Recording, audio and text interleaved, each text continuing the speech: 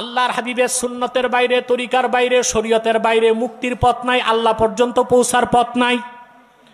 এই কোরআনে আল্লাহ চূড়ান্ত সিদ্ধান্ত দিয়েছেন, কুল ইন কুনতুম তুহিব্বুনাল্লাহা ফাত্তাবিউনি ইউহিব্বুকুমুল্লাহ ওয়া ইয়াগফির লাকুম যুনুবাকুম ওয়াল্লাহু গফুরুর রহিম। আল্লাহ সুবহানাহু ওয়া তাআলার জিকিরকে আল্লাহ যে মর্যাদা দিয়েছেন, তার হাবিবের জিকিরকে আল্লাহ সেই মর্যাদা দিয়েছেন। এরকম নয়, পুরুষোচিত কণ্ঠে বলি সুবহানাল্লাহ। আল্লাহ তাআলা তার হাবিবকে বলেছেন, ওয়ারাফা'না লাকা যিকরাক, হাবিব আমি আপনার জিকিরকে বুলন্দ করেছি, সমুন্নত করেছি। সুবহানাল্লাহি বিহামদি। সৃষ্টি জগতের ঊর্ধ্বে আল্লাহর সৃষ্টি যেখানে শেষ, সে আরশে আজিমে আল্লাহ তার নামের সাথে তার হাবিবের নাম লিখে রেখেছেন। সহজ কথা। আমরা যদি সিরাতুন নবী ব্যানারে বা মিলাদুন নবী ব্যানারে মাহফিল না করি তাতে কি হয়েছে? আকাশ ও জমিনে আল্লাহ তাআলা সৃষ্টিগুলো তার হাবিবের গুণ কীর্তন করছে। আল্লাহ তাআলা তার হাবিবের সুনামকে, জিকিরকে সমুন্নত করেছেন, বুলন্দ করেছেন, এত উপরে যার উপরে আর কিছু। ইমামে হাকিম রওয়ায়াত করেছেন, হযরত আদম যখন জান্নাতে সাজদা থেকে মাথা তুললেন, ইন্না আদামা রাআ ইসমা মুহাম্মাদিন সাল্লাল্লাহু আলাইহি ওয়াসাল্লাম মাকতুবান ফিল আরশ। সুবহানাল্লাহ। পয়গম্বর আদম সাজদা থেকে মাথা তুলে আরশে আজিমের দিকে তাকায়, দেখেন ওখানে আল্লাহর নামের সাথে তার হাবিব মুহাম্মদ সাল্লাল্লাহু আলাইহি ওয়াসাল্লামের নাম লেখা।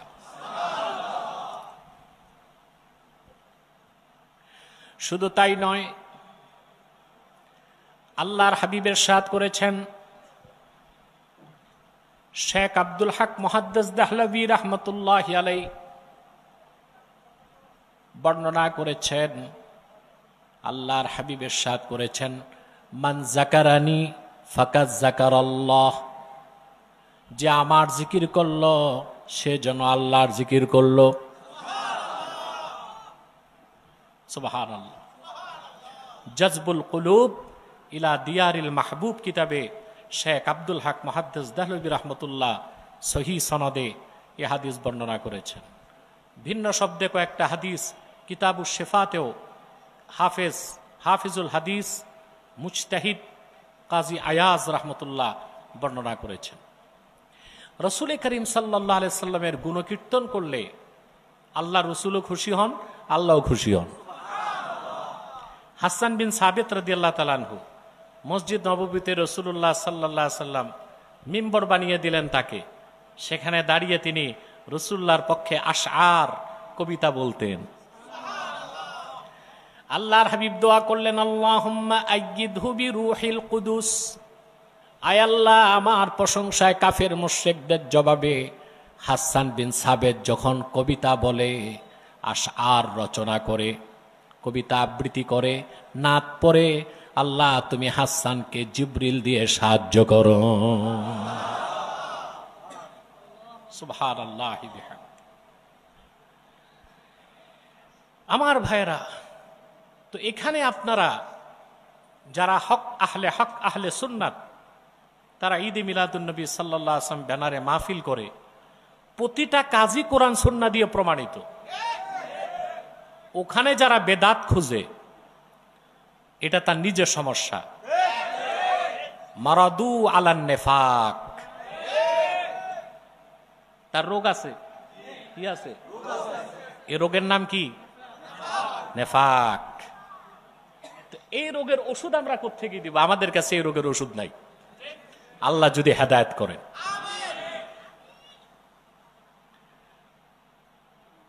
যারা এই কথাগুলো বলে তারা কোনো হক মাসলাকেরই মুহাক্কিক কোনো আলেম না।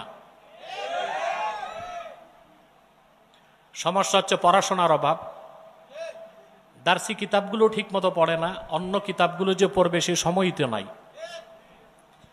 তো বিভিন্ন ধরনের ফতুয়া দিয়ে উম্মাহের মধ্যে বিভেদ সৃষ্টি করে। রসুল করিম সাল্লাল্লাহু আলাইহি ওয়াসাল্লামের তাজিম, ওনার সম্মান, এটার সম্পর্ক তাকওয়ার সাথে, অন্তরের সাথে। কিসের সাথে? আল্লাহ তাআলা বলেছেন, যালিকা ওয়া মান ইউআযযিম শাআইরাল্লাহ ফাইন্নাহা মিন তাকওয়াল কুলুব। সুবহানাল্লাহ। আর আল্লাহর নিদর্শনগুলোকে সম্মান যে করে, সুবহানাল্লাহ, এটা তো মুমিনদের অন্তরে নিহিত তাকওয়ার বহিঃপ্রকাশ। এটা কি? তাকওয়ার বহিঃপ্রকাশ। সুবহানাল্লাহ। শুধু কি তাই, রাসূল করিম সাল্লাল্লাহু আলাইহি ওয়াসাল্লামের মহব্বত তার অন্তরে তত বেশি জায়গা নেয়, যার হৃদয় যত পবিত্র। যার অন্তরে রাসূলুল্লাহর আজমত আর মহব্বত নাই, সে তো মুমিনের কাতারই আসতে পারবে না। আল্লাহর হাবিবের সম্মান, মর্যাদার কথা সাইয়্যিদুল কাওনাইন রাসূল রাব্বিল আলামিন, নবী রাসূলগণের মাথার তাজ মুহাম্মদ সাল্লাল্লাহু আলাইহি ওয়াসাল্লামের সম্মান, মর্যাদার কথা, মহত্বের কথা, বরত্বের কথা, আজমতের কথা, রাসূলুল্লাহ শানে কথা শুনলে যাদের ভালো লাগে না, মনে করতে হবে তাদের অন্তরে এখনো ঈমান প্রবেশ করে নাই। দাড়ি টুপি জুব্বা কুর্তা ঠিক থাকতে পারে, ওটা তো শুধুমাত্র লেবাস ছাড়া আর কিছুই না। ওই রকম মানুষের জুব্বাটা আব্দুল্লাহ বিন উবাইয়ের জুব্বার মতো, ওই রকম মানুষের দাড়িটা আবুল আহাবের দাড়ির মতো। কারণ রাসূলুল্লাহর আজমত ও মহাব্বত যে অনুধাবন করতে পারে না, এটা তার নিজের সমস্যা। আর সেটা হচ্ছে, সমস্যাটার নাম হচ্ছে মারাদুন নেফাক, মুনাফিকের রোগ আছে। আল্লামা খতিব কাস্তালানি ইরশাদুস সারিতে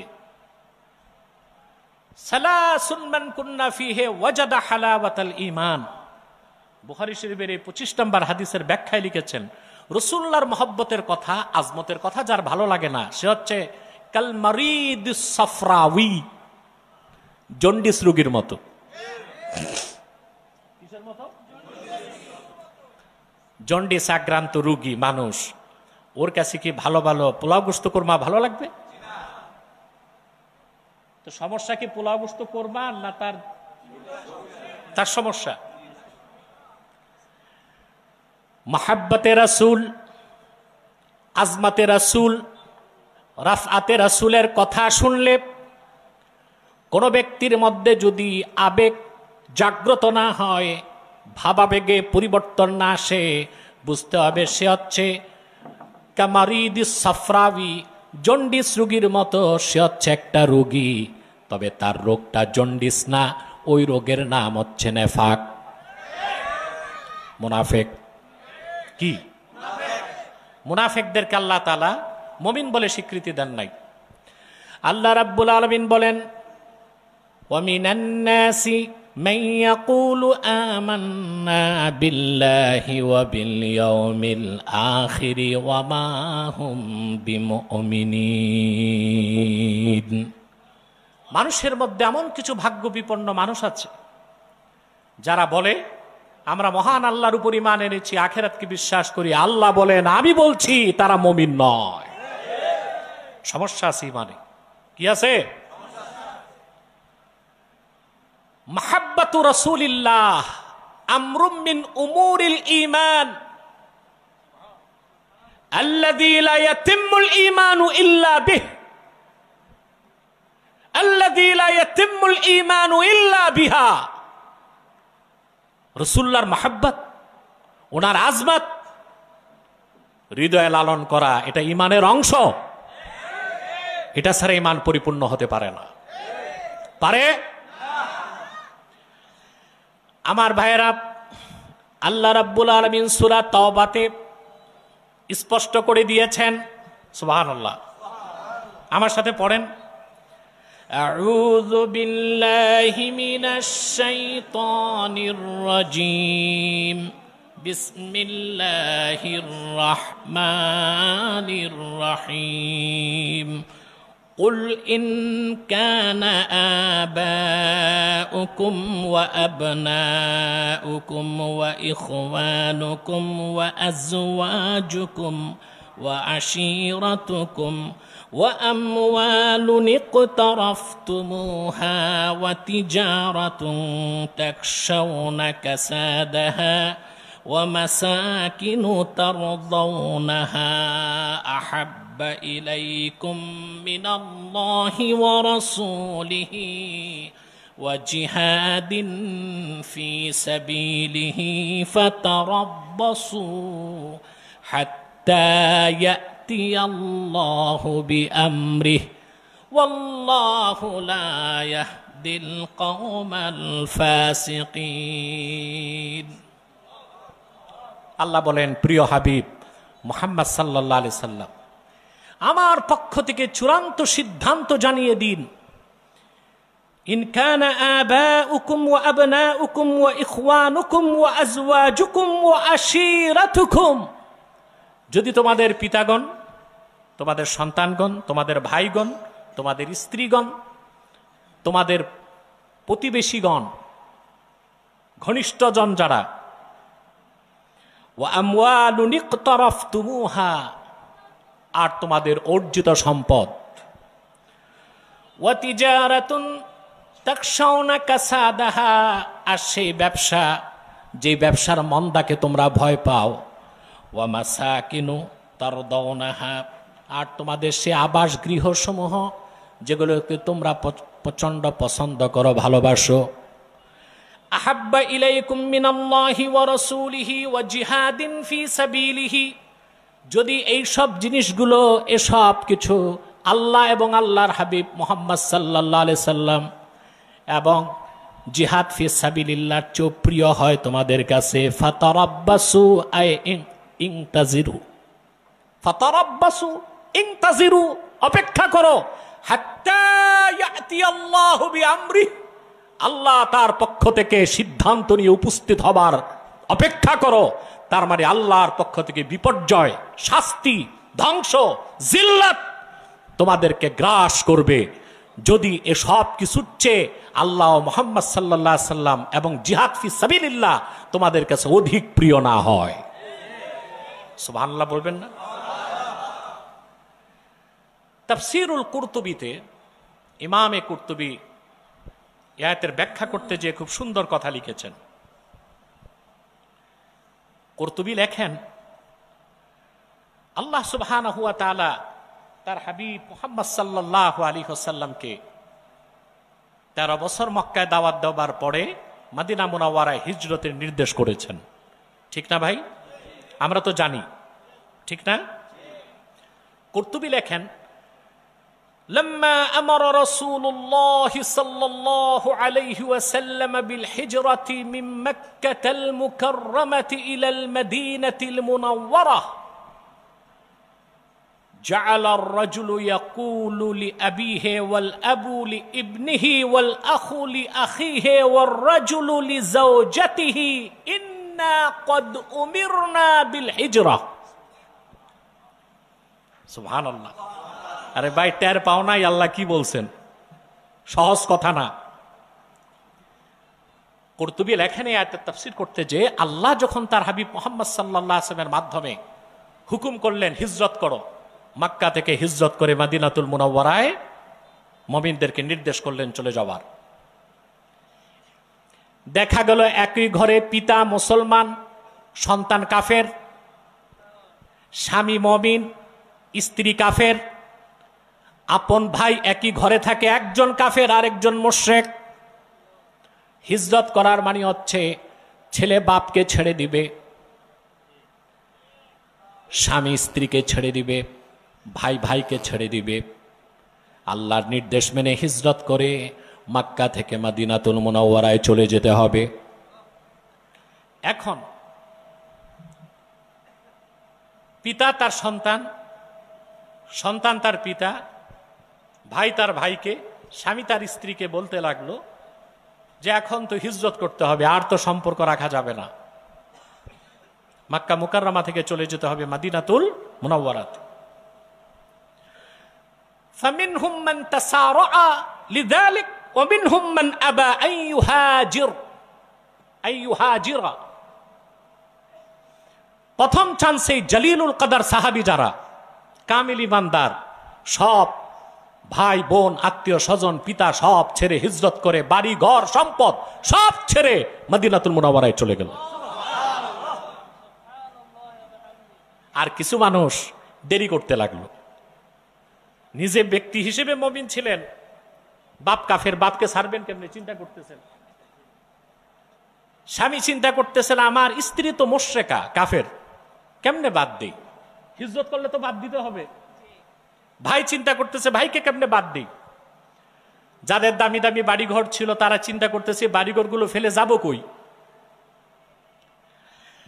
আল্লাহ রাব্বুল আলামিন তখন ধমক দিয়ে কোরআনের আয়াত নাজিল করে বললেন, ইয়া আইয়ুহাল্লাযীনা আমানু লা তাত্তাখিযু আবাআকুম ওয়া ইখওয়ানাকুম আউলিয়া ইন ইসতাহাব্বুল কুফরা আলাল ঈমান। সুবহানাল্লাহ।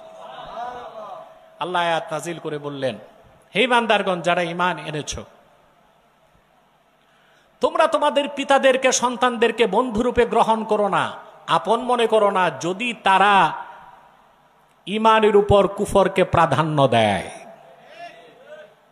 তাহলে বোঝা যাচ্ছে বাবা হোক, গোষ্ঠী হোক, সন্তান হোক, স্ত্রী হোক, যদি ঈমানকে গ্রহণ না করে কুফরকে গ্রহণ করে কোনো মুমিন তার সাথে সম্পর্ক রাখতে পারে না। পারে? আমরা কি কোরআনের এই আয়াতের উপর আমল করতে পারছি? আমরা যাদেরকে নেতা মানি তাদের অনেকেই তো মুসলমান না। ঈমানের সমস্যা, আকীদার সমস্যা। রাসূলুল্লাহ সাল্লাল্লাহু আলাইহি ওয়াসাল্লামের আনিত দ্বীনকে পূর্ণাঙ্গ দ্বীন তারা বিশ্বাস করে না। সেজন্য তারা চায় ধর্ম আর রাষ্ট্র আলাদা থাকবে। ঠিক না?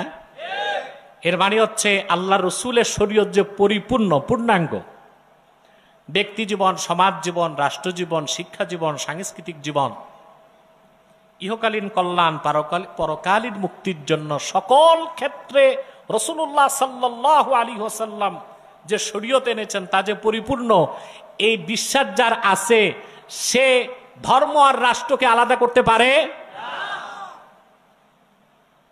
আপনাদের দেশের অধিকাংশ নেতাই আপনাদেরকে পথভ্রষ্ট করছে, তাদের জন্য জান দিচ্ছেন, মাল দিচ্ছেন, জীবন দিচ্ছেন। আপনার মূল্যবান জীবন আর সম্পদ মানব রচিত কোন তন্ত্রমন্ত্র মতবাদ কিংবা পৃথিবীর কোন মানুষের জন্য উৎসর্গ হতে পারে না। জীবন যদি দিতেই হয় আল্লাহর জন্য ওয়াকফ করে দিব, জীবন যদি উৎসর্গ করতে হয় রাসূলুল্লাহর জন্য উৎসর্গ করে দিব। এটাই মুমিনের কাজ। এই আয়াত নাজিলের পর বাকিরাও হিজরত করছে, তারপরও কিছু রয়ে গেছে। কথা বুঝতেছেন? আল্লাহ রাব্বুল আলামিন তখন চূড়ান্ত আয়াত ঘোষণা করে নাজিল করলেন, কুল ইন কানা আবাউকুম ওয়া আবনাউকুম ওয়া ইখওয়ানুকুম ওয়া আজওয়াজুকুম ওয়া আশীরাতুকুম ওয়া আমওয়ালুন ইকতারাফতুমুহা ওয়া তিজারাতুন তাখশাউনা কাসাদাহা ওয়া মাসাকিনু তারদাউনাহা আহাব্বা ইলাইকুম মিনাল্লাহি ওয়া রাসূলিহি ওয়া জিহাদিন ফি সাবিলিহি ফাতারাব্বাসু হাত্তা ইয়াতিয়াল্লাহু বিআমরিহি ওয়াল্লাহু লা ইয়াহদিল কওমাল ফাসিকিন।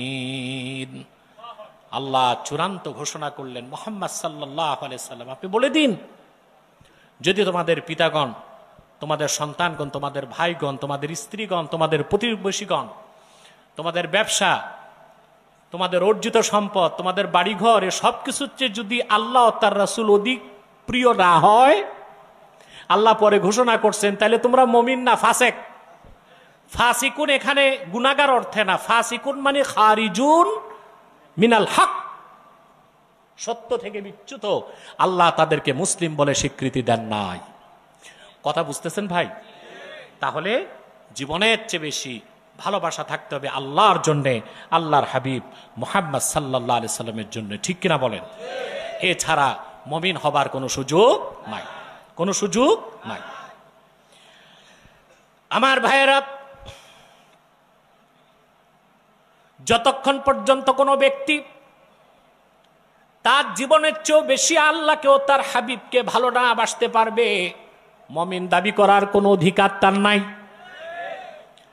আল্লাহর হাবিব ইরশাদ করেছেন, সহিহুল বুখারীতে হাদিসটি এসেছে, আনাস বিন মালিক রাদিয়াল্লাহু তাআলা আনহু বর্ণনা করেছেন, আল্লাহর হাবিব ইরশাদ করেছেন, সালাসুন মান কুন্না ফীহি ওয়াজাদা হালাওয়াতাল ঈমান, তিনটি খাসলত যার মধ্যে একত্রিত হয়ে যাবে, ঈমানের মধুর স্বাদ সে পেয়ে যাবে।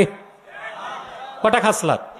জোরে বলতে হবে, আঙ্গুল দিয়ে গুনতে হবে যেন মুখস্থ করতে পারেন। কটা খাসলত? আল্লাহর হাবিব ইরশাদ করেছেন, মান কানাল্লাহু ওয়া রাসূলুহু আহাব্বা ইলাইহি মিম্মা সাওয়াহুমা। তার প্রথমটা হচ্ছে ব্যক্তির খাসলত চরিত্র এমন হবে, তার কাছে আল্লাহ তার রসুল মুহাম্মদ সাল্লাল্লাহু আলাইহি সাল্লাম নবীজি নিজের কথা বললেন, সকল কিছুর চেয়ে অধিক প্রিয় হবে। এটা প্রথম খাসলত। এটা দ্বিতীয় খাসলত হচ্ছে, ওমান আহাব্বা আবদান লা ইউহিব্বুহু ইল্লাল্লাহ। সুবহানাল্লাহ। ব্যক্তি দ্বিতীয় খাসলত, সে কাউকে ভালোবাসবে আল্লাহর ভালোবাসার কারণে। আল হুব্বু ফিল্লাহি ওয়াল বুগযু ফিল্লাহ, আল ওয়ারা ওয়ালা ওয়াল বারা। সম্পর্ক কার জন্যে? সম্পর্ক ছিন্ন করবে কার জন্যে? এটাই তো মুমিনের চরিত্র। কাউকে ভালোবাসবেন কার জন্যে? বাংলাদেশে একদল নাস্তিক, তথাকথিত প্রগতিশীল, এরা আলেম ওলামাদেরকে পছন্দ করে না, আন্ডার এস্টিমেট করতে চায়। অথচ তাদের যে বিদ্যা বুদ্ধি আছে, বিত্ত বৈভব আছে, সহায় সম্পদ আছে, বাংলাদেশে হাজারো এরকম আলেম আছে যাদের জুতা বহনের ক্ষমতাও তারা রাখে না। কিন্তু দেখবেন আলেম ওলামার নাম শুনলে অ্যালার্জি হয়। দুশ্মনীটা কি আলেমদের সাথে না ইসলামের সাথে? ইসলামের সাথে দুশ্মনীটা কি ইসলামের সাথেই না আল্লাহ তার রসুলের সাথে? সেজন্য আল্লাহর হাবিব ইরশাদ করেছেন, আহাব্বুল আ'মালি ইলাল্লাহি আল হুব্বু ফিল্লাহ ওয়াল বুগযু ফিল্লাহ। আল্লাহর নিকট সবচেয়ে প্রিয় আমল হচ্ছে আল হুব্বু ফিল্লাহি ওয়াল বুগযু ফিল্লাহ। কাউকে ভালোবাসতে হবে আল্লাহর জন্যে, কারো সাথে দুশ্মনী রাখতে হবে আল্লাহর জন্যে। ঠিক কিনা বলেন? এটা আমাদের পররাষ্ট্রনীতির মূল কনসেপ্ট হবে। সম্পর্ক হবে তাদের সাথে যাদের ঈমান আছে, সম্পর্ক তাদের সাথে হবে না যাদের ঈমান নাই। সেজন্য আমি দৃঢ় কণ্ঠে বলে থাকি, বাংলাদেশের বন্ধুত্বপূর্ণ সম্পর্ক ভারতের সাথেও হতে পারে না, আমেরিকার সাথেও হতে পারে না। পারে? কিন্তু বাংলাদেশে নেতাদের মধ্যে দুই দল দালাল আছে, একদল ভারতপন্থী আর একদল মার্কিনপন্থী। যুবকরা, এবার সত্যের কুঠারকে হাতে তুলে নাও, মিথ্যার প্রাচীরে আঘাত করে বলে দাও, বাংলাদেশে কোনো পন্থা চলবে না, একমাত্র ইসলামের পন্থা চলবে বাংলার মাটিতে।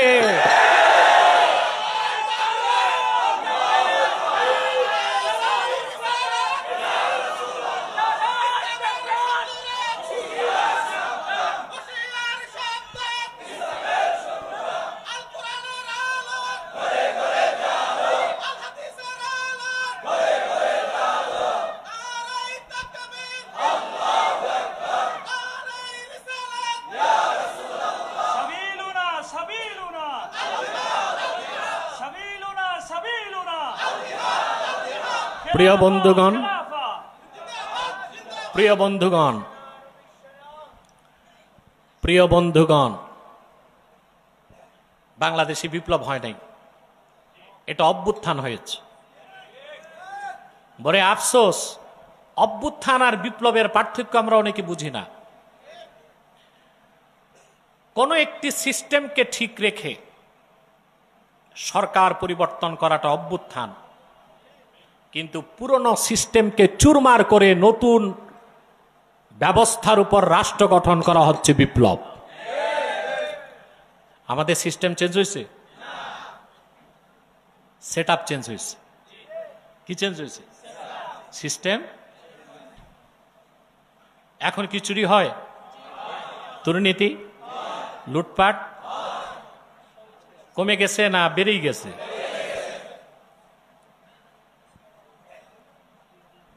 যে যেভাবে পারছে লুটে পুটে খাচ্ছে, যেন বাংলাদেশ একটা বেওয়ারিশ রাষ্ট্র। আর কতকাল রক্ত দিবেন? আপনাদের রক্তের উপর পা রেখে বিভিন্ন মতাদর্শীরা রাষ্ট্র ক্ষমতায় যায়। সুদীর্ঘ অর্ধশত বছর পার হয়ে গেল, দেশ স্বাধীন হয়েছে। এদেশের মুসলমানের সবচেয়ে বড় ব্যর্থতা, ইসলামের পক্ষে একটা বিল সংসদে পাশ করাতে পারে না। তার কারণ পন্থা দুইটা, একদল ভারতপন্থী, আরেক দল। কোন অমুসলিম অধ্যুষিত রাষ্ট্র মুসলমানের বন্ধু হতে পারে না। পারে? মুসলমানের বন্ধু হবে মুসলমান, মুসলিম রাষ্ট্রের বন্ধু হবে আরেক মুসলিম রাষ্ট্র। অমুসলিম রাষ্ট্রের সাথে চুক্তি হতে পারে, বাণিজ্যিক চুক্তি, ব্যবসায়িক চুক্তি, বিভিন্ন চুক্তি হতে পারে, কিন্তু কোন অমুসলিম অধ্যুষিত রাষ্ট্র মুসলিম অধ্যুষিত রাষ্ট্রের ভাতৃপ্রতিম রাষ্ট্র হতে পারে না। এ কথা কার? ইমানদারদের বন্ধু হবে ইমানদারগণ, ঠিক কিনা? আল্লাহ রাব্বুল আলামিন কোরআন কারীমে বলে দিয়েছেন,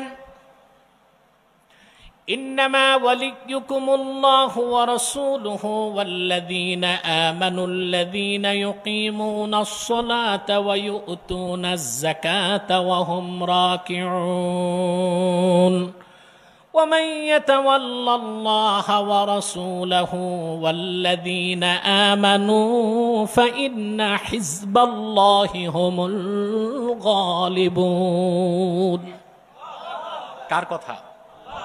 আল্লাহ তাআলা বলেছেন, নিশ্চয়ই তোমাদের অভিভাবক হচ্ছেন, মালিক হচ্ছেন আল্লাহ, তোমাদের অভিভাবক মুহাম্মদ সাল্লাল্লাহু আলাইহি সাল্লাম, আর তোমাদের নেতৃত্ব দিবে যে অভিভাবকরা উম্মতে মুহাম্মাদীর ওই সব লোক যারা ইমানদার, নামাজ প্রতিষ্ঠা করে, যাকাত আদায় করে। সুবহানাল্লাহ। এরপর আল্লাহ বলে দিয়েছেন, যারা মহান আল্লাহকে মালিক হিসেবে স্বীকার করে, মুহাম্মদ সাল্লাল্লাহু আলাইহি সাল্লামকে অভিভাবক হিসেবে স্বীকার করে, আর মুহাম্মদ সাল্লাল্লাহু আলাইহি সাল্লামের ইমানদার উম্মত যারা তাদেরকে নেতা হিসেবে মানে, আল্লাহ বলেন তারা হিজবুল্লাহ, আল্লাহর দল। আল্লাহ বলে দিয়েছেন, আলা ইন্না হিজবাল্লাহি হুমুল গালিবুন, আল্লাহর দলে যারা, অবশ্যই তারা বিজয় লাভ করবে।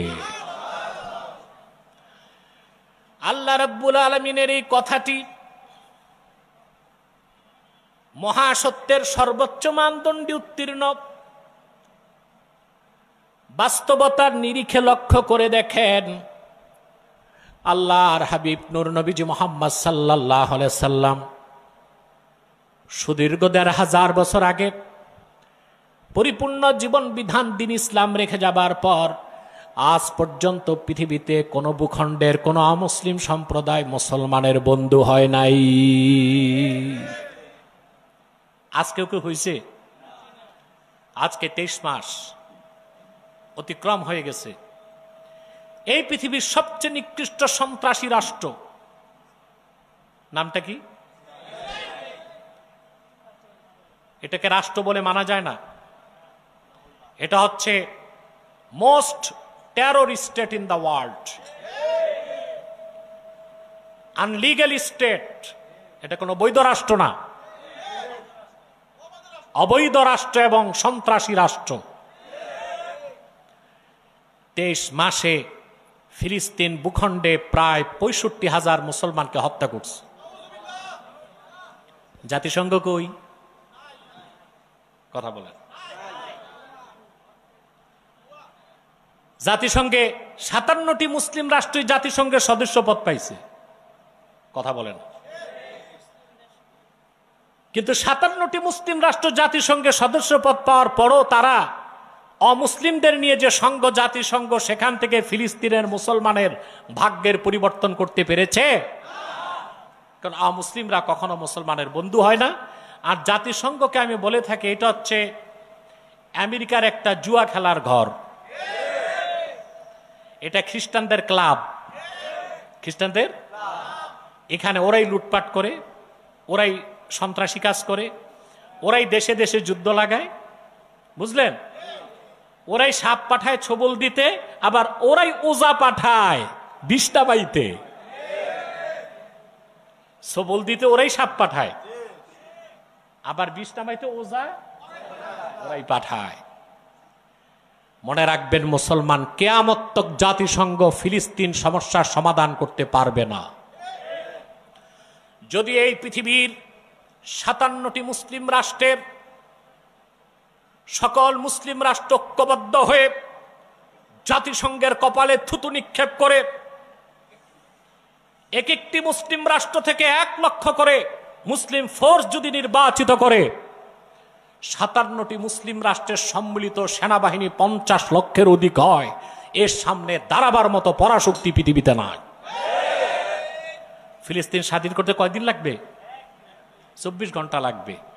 তো কাফের মুশরিক কখনো বন্ধু হতে পারে না। বলছিলাম 3টা খাসলত এক হলে, 3টা খাসলত যার মধ্যে সন্নিবেশিত হবে, ইমানের মধুর স্বাদ পেয়ে যাবে। তা প্রথমটা হচ্ছে আল্লাহ তার রাসূলের ভালোবাসা হবে সবকিছুর চেয়ে বেশি। 2 নাম্বার হচ্ছে ব্যক্তি ব্যক্তিকে ভালোবাসবে কার জন্যে? 3 নাম্বার কঠিন কথা, প্রথম 2টা দাবি প্রমাণ হলো 3য় কথায়, সেটা পরীক্ষা। সেটা হচ্ছে ওমান ইয়াকরাহু আই ইয়াউদা ফিল কুফরি বা'দা ইদ আনকাযাহুল্লাহ কামা ইয়াকরাহু আইয়ুলকা ফিন্নার। ব্যক্তির 3য় বৈশিষ্ট্য হবে ঈমান আনার পরে, মুমিন হবার পরে আবার তার কাফের হয়ে যাওয়াটাকে সেরকম অপছন্দ করবে জীবন্ত তারে আগুনে দগ্ধ করাকে যে যেরকম অপছন্দ করে। তার মানে ব্যক্তির 3য় খাসলাত, ঈমান আনার পরে আল্লাহ তার হাবিব মুহাম্মদ সাল্লাল্লাহু আলাইহি সাল্লামের ভালোবাসা হৃদয়ে যখন সব কিছুর চেয়ে বেশি হয়ে যাবে, আর সে যখন কাউকে ভালোবাসবে আল্লাহর জন্যে। আর 3য় বৈশিষ্ট্য, ব্যক্তির কাছে ঈমানের উপর টিকে থাকাটা, সে জীবন দিয়ে হলেও ঈমানের উপর টিকে থাকাকে ধরে রাখবে। তার মানে সে মুমিন অবস্থা থেকে কাফের হওয়াকে ওই রকম অপছন্দ করবে, জীবন্ত তাকে আগুনে জ্বালায়া হত্যা করাকে যেরকম অপছন্দ করবে। তার মানে সে তার জীবন দিবে, ঈমান বিক্রি করবে না। জীবন দিবে, ঈমান বিক্রি করবে না। এর প্রমাণ রাসূল করিম সাল্লাল্লাহু আলাইহি সাল্লামের সাহাবীগণ দিতে পারছেন কিনা? ঈমানের উপর টিকে থাকতে জীবন দিতেন তারা। হাদিসে যে 3টা কথা আসছে, এই 3টা বৈশিষ্ট্য আল্লাহর হাবিবের সকল সাহাবীর মধ্যে সমান ছিল, পরিপূর্ণ মাত্রায় ছিল, কারোটা বেশি কারোটা কম। সুবহানাল্লাহ। রাসূলুল্লাহ সাল্লাল্লাহু আলাইহি ওয়াসাল্লামের একজন সাহাবী মুসআব ইবনে উমাইর রাদিয়াল্লাহু তাআলা, উসুদুল গাবা কিতাবের মধ্যে এসেছে, আরবে অনেক ধনী মানুষ ছিলেন তিনি, অনেক ধনী মানুষ মুসআব বিন উমাইর। কোন কোন রিজাল প্রণেতা লিখেছেন প্রতিদিন তিনি যখন খাবার খেতে বসতেন 70 জন মেহমানকে দস্তরখানে বসাতেন। কতজন? প্রতিদিন পানাহারের সময় তিনি মুসাফির ধরতেন, গরিব লোকদের আনতেন, 70 জনকে দস্তরখানে বসাতেন, তিনি সহ 71 জন হতো। রিজাল প্রণেতাগণ লেখেন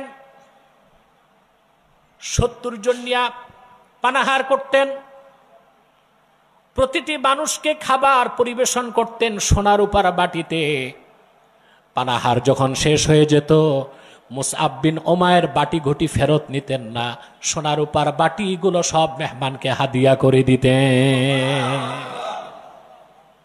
এইরকম একজন মানুষ মুসআব ইবনে উমাইর রাদিয়াল্লাহু তাআলা আনহু, তিনি এসে রাসূলুল্লাহ সাল্লাল্লাহু আলাইহি ওয়াসাল্লামের কাছে ঈমান এনে মুসলমান হয়ে গেলেন।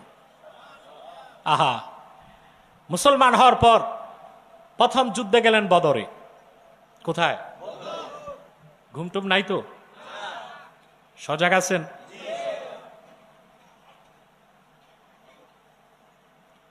তিনি বদর যুদ্ধে গেলেন।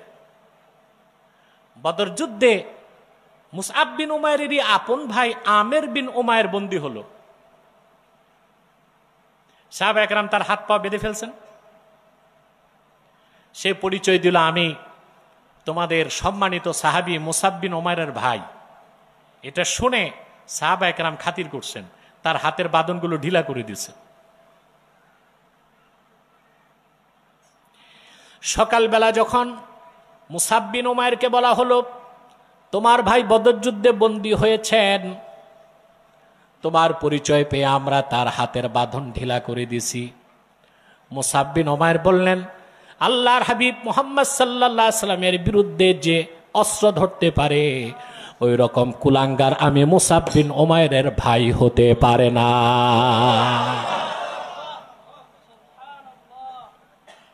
শক্ত করে বাঁধো। তার মা খুব ধনী, নিজেরও মা, বলতেছে না, তার মা খুব ধনী, প্রচুর পরিমাণ উচ্চ মূল্যে মুক্তিপণ আদায় করে তারে ছাড়ো। এই মুসআব বিন উমাইর রাদিয়াল্লাহু তাআলা আনহু উহুদ যুদ্ধে গেলেন। উহুদে তিনি শাহাদাত বরণ করেছেন। উহুদ যুদ্ধে আল্লাহ রাসূলের একটি নির্দেশ অমান্য করার কারণে যে বিপর্যয় এসেছিল, চতুর্দিক থেকে সাহাবা একরাম আক্রান্ত হয়ে গেলেন, শহীদ হতে লাগলেন। এক সময় কাফেরেরা আল্লাহর হাবিবের সামনে চলে এলো। সাহাবা একরাম একের পর এক শহীদ হতে লাগলেন। দুইজন সাহাবী সামনের থেকে সরলেন না। একজন আবু উবাইদা ইবনুল জাররাহ, আরেকজন মুসআব বিন উমাইর।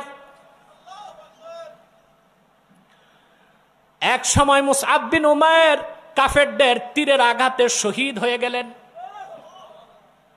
যুদ্ধ যখন শেষ, আল্লাহর হাবিবের সামনে মুসআব বিন উমাইরের রক্তমাখা দেহটা রাখা আছে। রাসূলুল্লাহ সাল্লাল্লাহু আলাইহি সাল্লাম সাহাবা একরামকে বললেন, আমার সাহাবীরা, এ লোকটা ইসলাম গ্রহণের আগে কত বিলাসী, কত ধনী মানুষ ছিল তা কি জানো?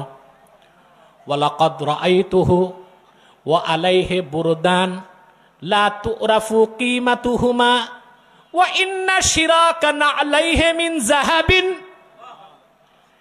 আমি দেখেছি মুসআব বিন উমাইর ইসলাম গ্রহণের আগে এত মূল্যবান দুটি চাদর পরিধান করতেন যার মূল্য নির্ধারণ করা সম্ভব ছিল না। আর মুসআব বিন উমাইর যে জুতাটা পরিধান করতেন সেই জুতার ফিতাটা খাঁটি সোনার তৈরি ছিল। লোকটি আল্লাহ তার রসুলের ভালোবাসায় সম্পদ ছাড়লেন, মা ছাড়লেন, ভাই ছাড়লেন, গোত্র ছাড়লেন, বংশ ছাড়লেন, ঘর বাড়ি ছাড়লেন, বিত্ত বৈভব ছাড়লেন, শেষ মুহূর্তে রাসূলুল্লাহর কদমে জীবনটা উৎসর্গ করে দিলেন। সুবহানাল্লাহি বিহামদি। আল্লাহর হাবিব সাল্লাল্লাহু আলাইহি সাল্লামের নির্দেশ ছিল, শুহাদায়ে উহুদ তাদের কারো গোসল লাগে নাই, নিজ নিজ কাপড়ে দাফন করার হুকুম দেওয়া হলো। সাহাবায়ে কেরাম এসে বললেন, ইয়া রাসূলুল্লাহ, ইয়া হাবিবাল্লাহ, আপনার জন্য জান কোরবান করলো যে মুসআব বিন উমাইর, তার কাপড়টা এত ছোট, মাথাটা ঢাকলে পা খোলা থাকে,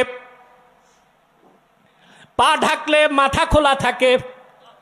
রাসূলুল্লাহ বললেন, তার মাথাটা ঢেকে দাও কাপড় দিয়ে, আর ইদখির ঘাস দিয়া তার পাটা ঢেকে দাও।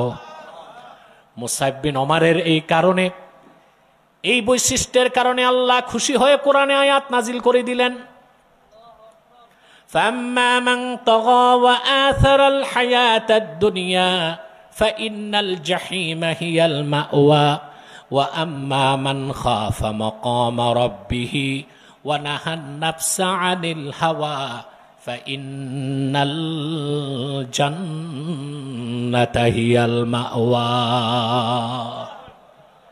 আল্লাহ তার ভাইকে কটাক্ষ করলেন, আমের বিন ওমায়েরকে, যে দুনিয়াকে প্রাধান্য দিল, মন যা চাইল তা করলো, আল্লাহ নির্ধারিত সীমা লঙ্ঘন করলো। আল্লাহ বলে দিলেন তার গন্তব্য জাহান্নাম। ওয়া আম্মা মান খাফা মাকাম রাব্বিহ, আর যে ব্যক্তি অর্থাৎ মুসাব বিন ওমায়ের, যে আল্লাহর সামনে দাঁড়াবার ভয় অন্তরে পোষণ করলো, তার মন যা চাইল তা থেকে সে নিজকে নিবৃত রাখলো, আল্লাহ ঘোষণা করলেন তার আবাসস্থল হচ্ছে জান্নাত। বলেন সুবহানাল্লাহ। তাহলে ভাইরা, আল্লাহ রসুল মুহাম্মদ সাল্লাল্লাহু আলাইহি সাল্লামের ভালোবাসা জীবনের চেয়ে বেশি হতে হবে, সকল কিছুর চেয়ে বেশি হতে হবে, ঠিক কিনা বলেন? এই ক্ষেত্রে কোনো ছাড়। আবু উবাইদা ইবনুল জাররাহ উহুদ যুদ্ধে তিনি রাসূলুল্লাহ সাল্লাল্লাহু আলাইহি ওয়াসাল্লামের সামনে দাঁড়াইছিলেন। একটি নয়, দুইটি নয়, আল্লাহর হাবিবের নূরের জিসিমে কাফেররা যখন তীর ধনুক আঘাত করতে লাগলো, আবু উবাইদা ইবনুল জাররাহ তিনি বললেন, ইয়া রাসূলুল্লাহ, ইয়া হাবিবাল্লাহ, আমি সামনে আছি, আপনি ডানে বামে তাকাবেন না, আপনার দিকে ছোড়া প্রত্যেকটা তীর যেন আবু উবাইদার গায়ে লাগে, আপনার গায়ে না লাগে। কাফেরদের আঘাতে রাসূল করিম সাল্লাল্লাহু আলাইহি সাল্লামের দান মোবারক শহীদ হয়েছিল। আল্লাহর হাবিবের শিরস্ত্রাণ মোবারকে আঘাত করা হয়েছিল, লোহার কড়া সের মোবারকে ঢুকে গিয়েছিল। আবু উবাইদা ইবনুল জাররাহকে রাসূলুল্লাহ বললেন, তুমি লোহার কড়াটা বের করো। আবু উবাইদা ইবনুল জাররাহ বললেন, চিন্তা করলেন, আমি যদি হাত দিয়ে বের করি রাসূলুল্লাহ কষ্ট পাবেন। শক্ত করে দাঁত দিয়া কামড় দিয়া লোহার কড়াটা ধরে টান দিলেন। রাসূলুল্লাহ নূরময় সের মোবারক থেকে লোহার কড়া বেরিয়ে গেল, সঙ্গে তার দুইটা দাঁতও শহীদ হয়ে গেল। জীবন থেকে বেশি রাসূল করিম সাল্লাল্লাহু আলাইহি ওয়াসাল্লামকে সাহাবায়ে কেরাম ভালোবাসতেন, সেজন্য তাদের ঈমান ছিল হাক্কুল ইয়াকিন। সুবহানাল্লাহ। তারা ঈমানের মধুর স্বাদ পেয়ে গিয়েছিলেন। বলেন সুবহানাল্লাহ। রাসূল করিম সাল্লাল্লাহু আলাইহি ওয়াসাল্লামের ভালোবাসা জীবনের চেয়ে বেশি না হলে কামেল মুমিন হওয়া যাবে না। যাবে? প্রশ্ন হচ্ছে কেন? বিষয়টা কি জবরদস্তি হয়ে যায় না?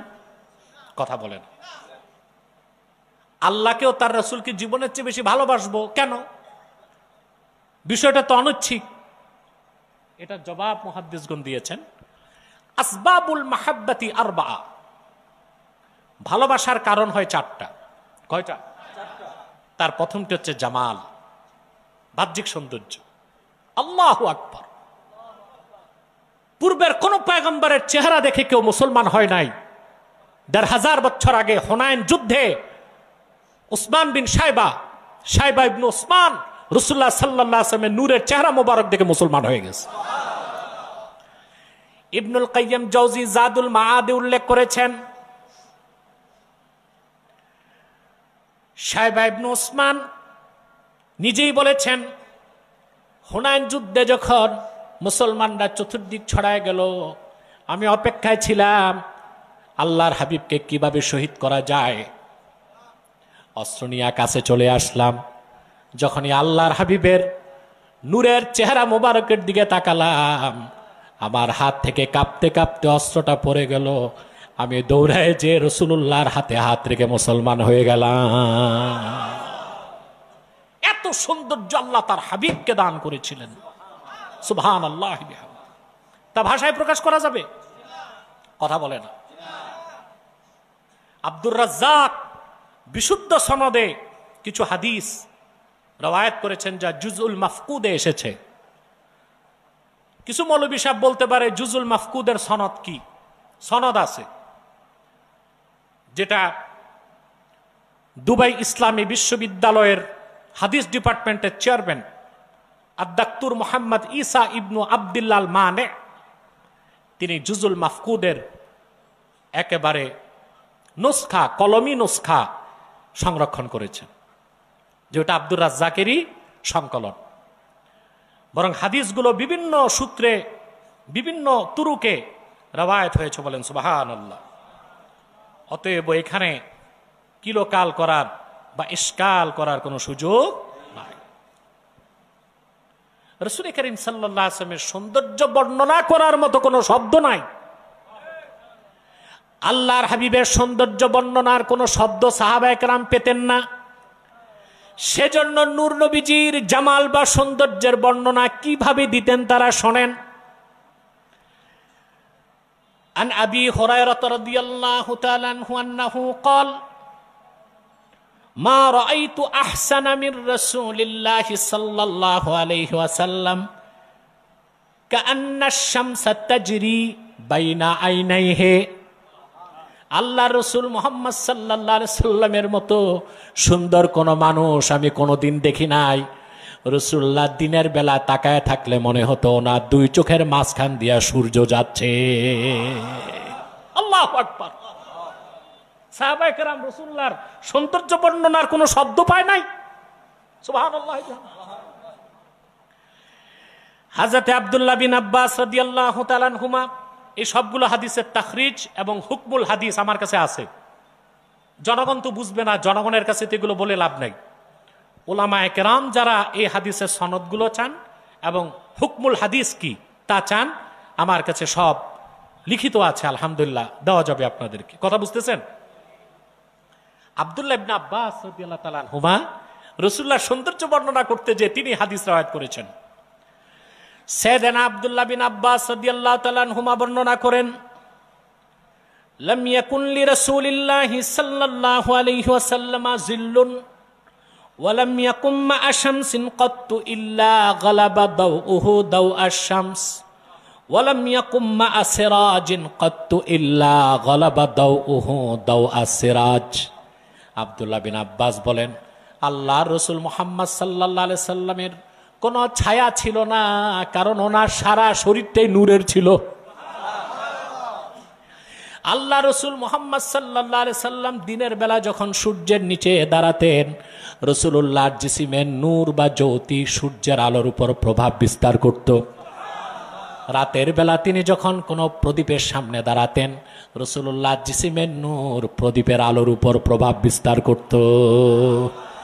হাদিসটি শুধু আব্দুর রাজ্জাক বর্ণনা করেছেন তাই নয়, হাফেজ জালালউদ্দিন সুয়ুতি রাহমাতুল্লাহ ভিন্ন সনদে খাসাইসুল কুবরার মধ্যেও হাদিসটি নকল করেছেন। এই ব্যাপারে মাশহুর হাদিস তিরমিজি, শামাইল তিরমিজি থেকে আপনারা শুনছেন না? আমাদের মুবাল্লিগরাও রওয়ায়াত করেছে, রাসূলুল্লাহ সাল্লাল্লাহু আলাইহি সাল্লাম সাহাবীগণ রাসূলুল্লাহর সৌন্দর্য বর্ণনার কোনো শব্দ খুঁজে পেতেন না। ইবনে আব্বাস থেকে আরেকটা হাদিস এসছে আপনার শামাইল তিরমিজিতে, ইবনে আব্বাস বলেছেন, ইযা তাকাল্লামা রুয়াকান নূর ইয়াখরুজু মিন বাইনি সানায়া। রাসূলুল্লাহ সাল্লাল্লাহু আলাইহি ওয়াসাল্লাম যখন কথা বলতেন বেহেশতি হাসি আসতেন, যখন বেহেশতি হাসি আসতেন রাসূলুল্লাহর দুই দাঁতের মাঝখান থেকে নূর বেরিয়ে যেত। আমার ভাইয়েরা, আম্মা জান আয়েশা রাদিয়াল্লাহু তাআলা আনহার কথাকে আরবের কবি কাব্যের ভাষায় লিখেন। আম্মা জান আয়েশা বলেছেন, লানা শামসুন ওয়ালিল আফাকি শামসুন। আমার একটা সূর্য আছে, আল্লাহর আকাশে আরেকটা সূর্য আছে। ইন্নাশ শামসা তাতলাউ বাদাল ফাজরে ওয়া শামসি তাতলাউ বাদাল ইশা।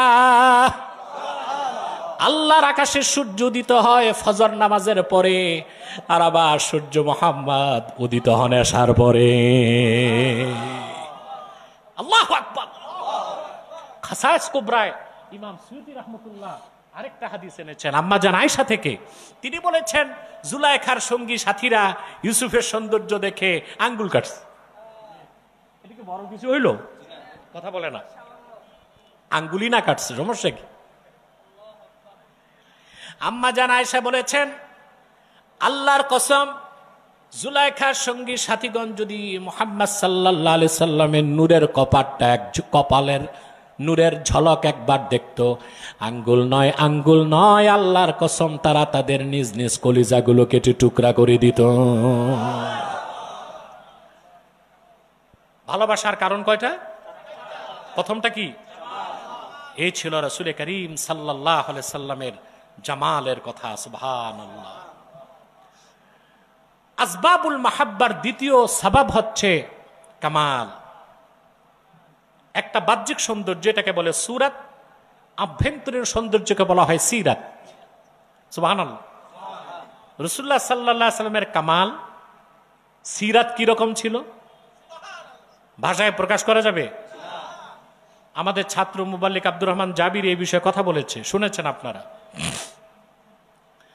আল্লাহ রাব্বুল আলামিন তার হাবিব মুহাম্মদ সাল্লাল্লাহু আলাইহি সাল্লামের চরিত্রের কথা, কামালের কথা বলতে যে বলেন, ওয়া ইন্নাকা লাআলা খুলুকিন আযীম। প্রিয় হাবিব আমার মুহাম্মদ সাল্লাল্লাহু আলাইহি ওয়াসাল্লাম, কোনো সন্দেহ নাই আপনি সুমহান চরিত্রের উপর অধিষ্ঠিত আছেন।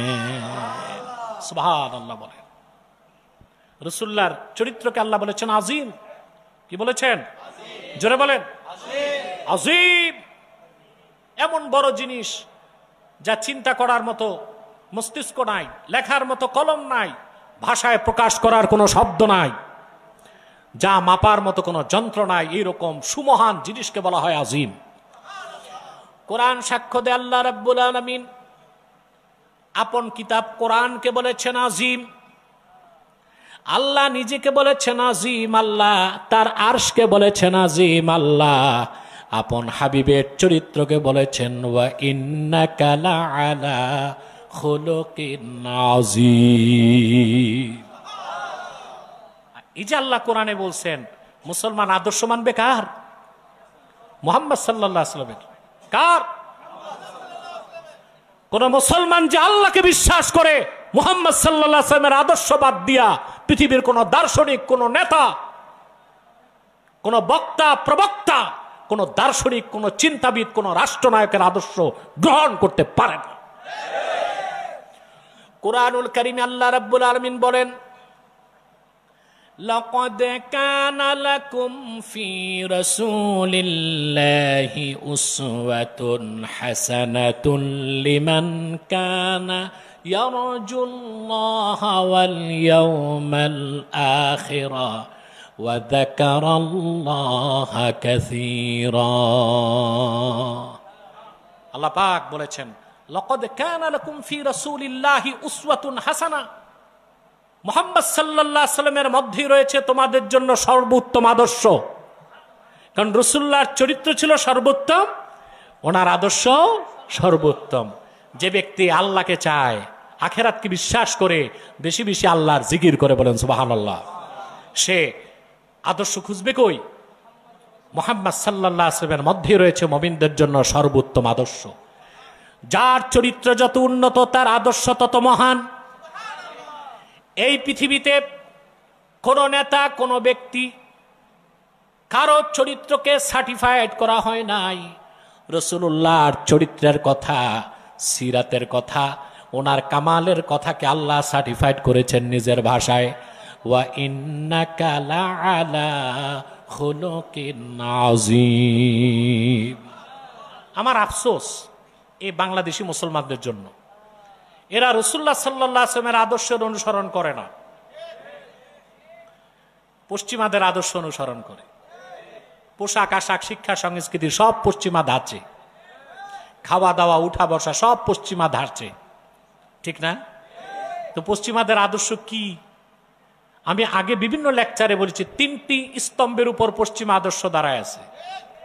একটা হচ্ছে ধ্বংসপ্রাপ্ত রোমান সভ্যতা, আরেকটা হচ্ছে গ্রিক দার্শনিকদের বিকৃত দর্শন, হোমার, সক্রেটিস, অ্যারিস্টটল এবং প্লেটো, তাদের যে দর্শন এটা।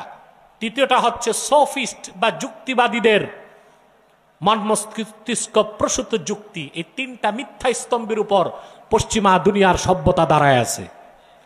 আর তারাই কিনা বলে আমরাই হচ্ছে মোস্ট সিভিলাইজড, খুব সভ্য। ঠিক না? চোরের মার বড় গলা, এই কথাটা বেশি বলে ইংরেজরা।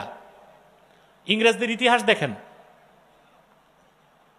এই উপমহাদেশে চুরি করতে আসার আগে কি ছিল তাদের? যা কিছু চুরি চামারি লুটপাট করছে উপমহাদেশ থেকে, আর সম্পদগুলো অন্যদেরটা নেয় নাই, মুসলিমদেরটা নিছে। মোগল সাম্রাজ্যের সম্পদগুলোকে চুরি করেছে, ঢাকার নবাবদের সম্পদ চুরি করেছে, সোনারগাঁয়ের প্রত্নতাত্ত্বিক মূল্যবান জিনিসগুলো চুরি করেছে।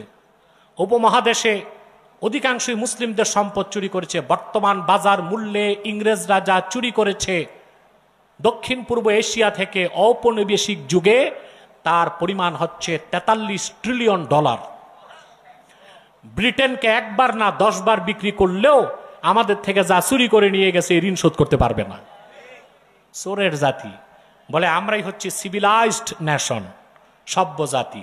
এটা সভ্যতা না বড় অসভ্যতা? আমরা এখন সভ্যতা খুঁজি তাদের কাছে, অথচ আল্লাহ বলে দিয়েছেন মুহাম্মদ সাল্লাল্লাহু আলাইহি ওয়াসাল্লামের মধ্যেই রয়েছে তোমাদের জন্য সর্বোত্তম আদর্শ। বলেন সুবহানাল্লাহ। আজকে তথাকথিত সোকল্ড পলিটিশিয়ানদের মতো আমার দেশের অনেক আলেম ওলামা বা ডানপন্থী রাজনীতিবিদরাও ইসলামের আদর্শ বাদ দিয়ে এখন পশ্চিমা আদর্শ ধরছে। ওনাদের অনেকে আর ইসলামী রাষ্ট্র চায় না, কল্যাণ রাষ্ট্র চায়। ওনাদের অনেকে এখন আবার নতুন আবিষ্কার পিআর পদ্ধতি, প্রপোর্শনাল রিপ্রেজেন্টেশন। আলেমরা একবার চিন্তা করলেন না, পদ্ধতিটা এমনি তো গণতান্ত্রিক পদ্ধতি, ইসলাম সমর্থন করে না। ওর মধ্যে আবার পিআর, এটা হচ্ছে জুলুমাতুম বাদুহা ফাওকাবাদ, অন্ধকারের উপর অন্ধকার। এই যে প্রপোর্শনাল রিপ্রেজেন্টেশন পিআর পদ্ধতি, কিছু মৌলবী সাহেব ওই যে বাংলাতে বলে চেউয়া মাছের মতো লাফাচ্ছে। উই ওয়ান্ট পিআর সিস্টেম, আমরা পিআর পদ্ধতি চাই। আমরা যেখানে চাচ্ছি সংস্কার, আর সংস্কার হবে কোরআন সুন্নাহ দিয়ে, সেখানে এই বিকৃত পশ্চিমাদের মতাদর্শ একটা বুইফোর সিস্টেম হচ্ছে আবার পিআর পদ্ধতি। এটা কেমনে চাই আমরা? শরীয়তের কঠিন নির্দেশ হচ্ছে নেতা কে আপনার তারে চিনতে হবে। কোন চোর ডাকাত, শয়তান, লম্পট, শিরকবাদী, কুফরবাদী, মুনাফিক, দুর্নীতিবাদ, জনগণের সম্পদ লুণ্ঠন করে এই রকম বেনামাজি, সুদখোর, ফাসেক, ফাজের মুসলমানের নেতা হতে পারে না। কিন্তু আপনি যদি পিআর পদ্ধতিতে যান, তা আপনার নেতা যে কে হবে, আপনার কিসমতে যে কোন পোড়া কপাল্যা আছে, এটা আপনি বুঝবেন কেমনে? কথা বলে না। এটা অনেকটা জুয়া খেলার মতো, কে যে ভাগ্যে পড়ে, কথা বলে না, কে যে কিসমতে পড়ে কোনো ঠিক নাই। এটা খুবই জঘন্য একটা বিষয়। রাসূলুল্লাহ সাল্লাল্লাহু আলাইহি ওয়াসাল্লামের তাবেঈ মুহাম্মদ ইবনে সিরিন রাহমাতুল্লাহ বলেছেন, ফানজুরু আম্মান তাখুযুনা দীনাকুম, যাদের কাছ থেকে দিন শিখবা আগে তাদেরকে দেখো তারা ঠিক আছে কিনা। ঠিক একইভাবে যাদের পিছনে হাঁটবা ওই নেতাগুলো ঠিক আছে কিনা দেখতে হবে। এখন আপনি যদি অন্ধকারে থাকেন, তাহলে কি আপনি আর চিনতে পারবেন আপনার নেতাকে? দেখা গেল আপনি নেতা বানায় রাখছেন একজন নুরুল ইসলাম, কিন্তু দেখা গেল এই লোকটা পিআর পদ্ধতিতে আপনার নেতা হইল না, নেতা হইল কোনো চ্যাটার্জি কিংবা ব্যানার্জি। ঠিক কিনা বলেন? তাহলে আমাদেরকে সকল ক্ষেত্রেই ইসলাম থেকে আদর্শ নিতে হবে। ঠিক কিনা বলেন? ইসলামের সুমহান আদর্শের বাইরে চলার কোনো সুযোগ। আমি এই বিষয়ে আরো জরুরি কিছু কথা বলে দিচ্ছি আপনাদের অবগতির জন্য। কথা খেয়াল করতেছেন? রাসূল করিম সাল্লাল্লাহু আলাইহি সাল্লামের ভালোবাসা যতক্ষণ পর্যন্ত জীবনের চেয়ে বেশি না হবে ততক্ষণ পর্যন্ত মুমিন হওয়া। এখন প্রমাণ কি? আল্লাহ রাসূল সাল্লাল্লাহু আলাইহি সাল্লামকে আমরা জীবনের চেয়ে বেশি ভালোবাসি, তার প্রমাণ তো দিতে হবে। কথা বলেন। বুখারী শরীফের 3টি প্রসিদ্ধ সরাহ, ফাথুল বারি, ইরশাদুস সারি এবং উমদাতুল কারি, 3টি সরার মধ্যে একই কথা এসেছে, ইন্না সামারাতা মাহাব্বাতি রাসূলিল্লাহি সাল্লাল্লাহু আলাইহি ওয়াসাল্লাম ইত্তিবাউ সুন্নাতিহি ওয়াল মুলাযামাতু বিশরিয়াতিহি। রাসূলুল্লাহ সাল্লাল্লাহু আলাইহি ওয়াসাল্লামকে জীবনের চেয়ে বেশি ভালোবাসা কেউ যদি, রাসূলুল্লাহর ভালোবাসা যদি জীবনের চেয়ে বেশি হয় মুসলমানদের, তার প্রমাণ হচ্ছে আল্লাহর হাবিব মুহাম্মদ সাল্লাল্লাহু আলাইহি সাল্লামের সুন্নতের অনুসরণ করতে হবে এবং ওনার রেখে যাওয়া শরীয়তকে দাঁত দিয়া কামড় দিয়া ধরতে হবে। এখন আসলাম শিক্ষা। এতক্ষণ তো বয়ান শুনছেন, এখন শিক্ষা কি নিব, ঠিক না? রাসূলুল্লাহ সাল্লাল্লাহু আলাইহি সাল্লামের ভালোবাসা জীবনের চেয়ে বেশি, এটা দাবি করলে হবে না, এটার প্রমাণ দিতে হবে। প্রমাণ হচ্ছে ইত্তেবাউ সুন্নতিহি ওয়াল মুলাযামাতু বিশরিআতিহি, রাসূলুল্লাহর সুন্নতকে অনুসরণ করতে হবে আর রাসূলুল্লাহ রেখে যাওয়া শরীয়তকে দাঁত দিয়া কামড়ায় ধরতে হবে। শরীয়তের বাইরে যাবার কোনো সুযোগ, শরীয়তের বাইরে যাবার কোনো সুযোগ নাই। আরে ভাই, রাসূলুল্লাহর অনুসরণটাই তো ইসলাম, কথা বলেন। রাসূলুল্লাহর অনুসরণের বাইরে ইসলাম আছে? ইসলামের কোনো ভার্সন আছে? বাংলাদেশের তথাকথিত সুফিবাদী যারা আর কিছু তথাকথিত বুদ্ধিজীবী, তারা বলে থাকে যে আমরা পলিটিক্যাল ইসলাম বিশ্বাস করি না, আমরা রেডিক্যাল ইসলাম বিশ্বাস করি না, আমরা সুফিবাদী ইসলাম বিশ্বাস করি। তো তাদের কথায় বোঝা যায় ইসলামের প্যাটার্ন আছে, কথা বলেন। কোনো প্যাটার্ন আছে? ইসলামের কোনো ভার্সন আছে না? ইসলাম একটাই, কথা বলে না। রাসূলুল্লাহ বলেছেন আমি তোমাদের জন্য এমন একটা দিন রেখে গেলাম, লাইলুহা ওয়া নাহারুহা সাওয়া, মধ্যাহ্নের দিবাকর সূর্যের মতো উজ্জ্বল দিন রেখে গেলাম, যে দিনের রাত যেমন দিন তেমন, দিন যেমন রাত তেমন। বলেন সুবহানাল্লাহ। ইসলামের ভার্সন আছে? তো সুফিবাদী ইসলাম যারা বলে তাদের ঈমান আছে? পলিটিক্যাল ইসলাম বলে কোনো ইসলাম নাই, ইসলাম একটাই। তবে ইসলামী রাজনীতি ইসলামের অংশ। জিহাদি ইসলাম বলে কোনো ইসলাম নাই, ইসলাম তো একটাই, তবে জিহাদ ইসলামের অংশ। সুফিবাদী ইসলাম বলে কিছু নাই, তবে তরিকত, তাসাউফ, এলমে মারেফত এটা ইসলামের অংশ, ঠিক কিনা? অংশগুলো নিয়ে ইসলামের ভার্সন বের করা, প্যাটার্ন বের করা, এর কোনো সুযোগ, কোনো সুযোগ? কথাগুলো বুঝতেছেন তো? রাসূল করিম সাল্লাল্লাহু আলাইহি ওয়াসাল্লামের ইত্তেবা বা অনুসরণটাই হচ্ছে ইসলাম। রাসূলুল্লাহর অনুসরণ বা ইত্তেবাটাই হচ্ছে শরীয়ত, ঠিক কিনা? অতএব জীবনের চেয়ে বেশি রাসূলুল্লাহকে আমরা ভালোবাসি, এটার প্রমাণ দিতে হবে না ভাই? তো জীবনের সকল ক্ষেত্রে সুন্নতের অনুসরণ করতে হবে, শরীয়তের গণ্ডির মধ্যে থাকতে হবে, এর বাইরে যাবার কোনো সুযোগ। এটাকে আমরা পারি? কথা বলেন। আমরা কি জীবনের সব ক্ষেত্রে রাসূলুল্লাহর সুন্নতকে মানছি ভাই? নামাজ পড়ি সুন্নত তরিকায়, এটা ঠিক আছে, ঠিক না? কিন্তু আমাদের অর্থনীতি, সমাজনীতি কি সুন্নত তরিকায়? আমাদের রাষ্ট্রনীতি, পররাষ্ট্রনীতি সুন্নত তরিকায়?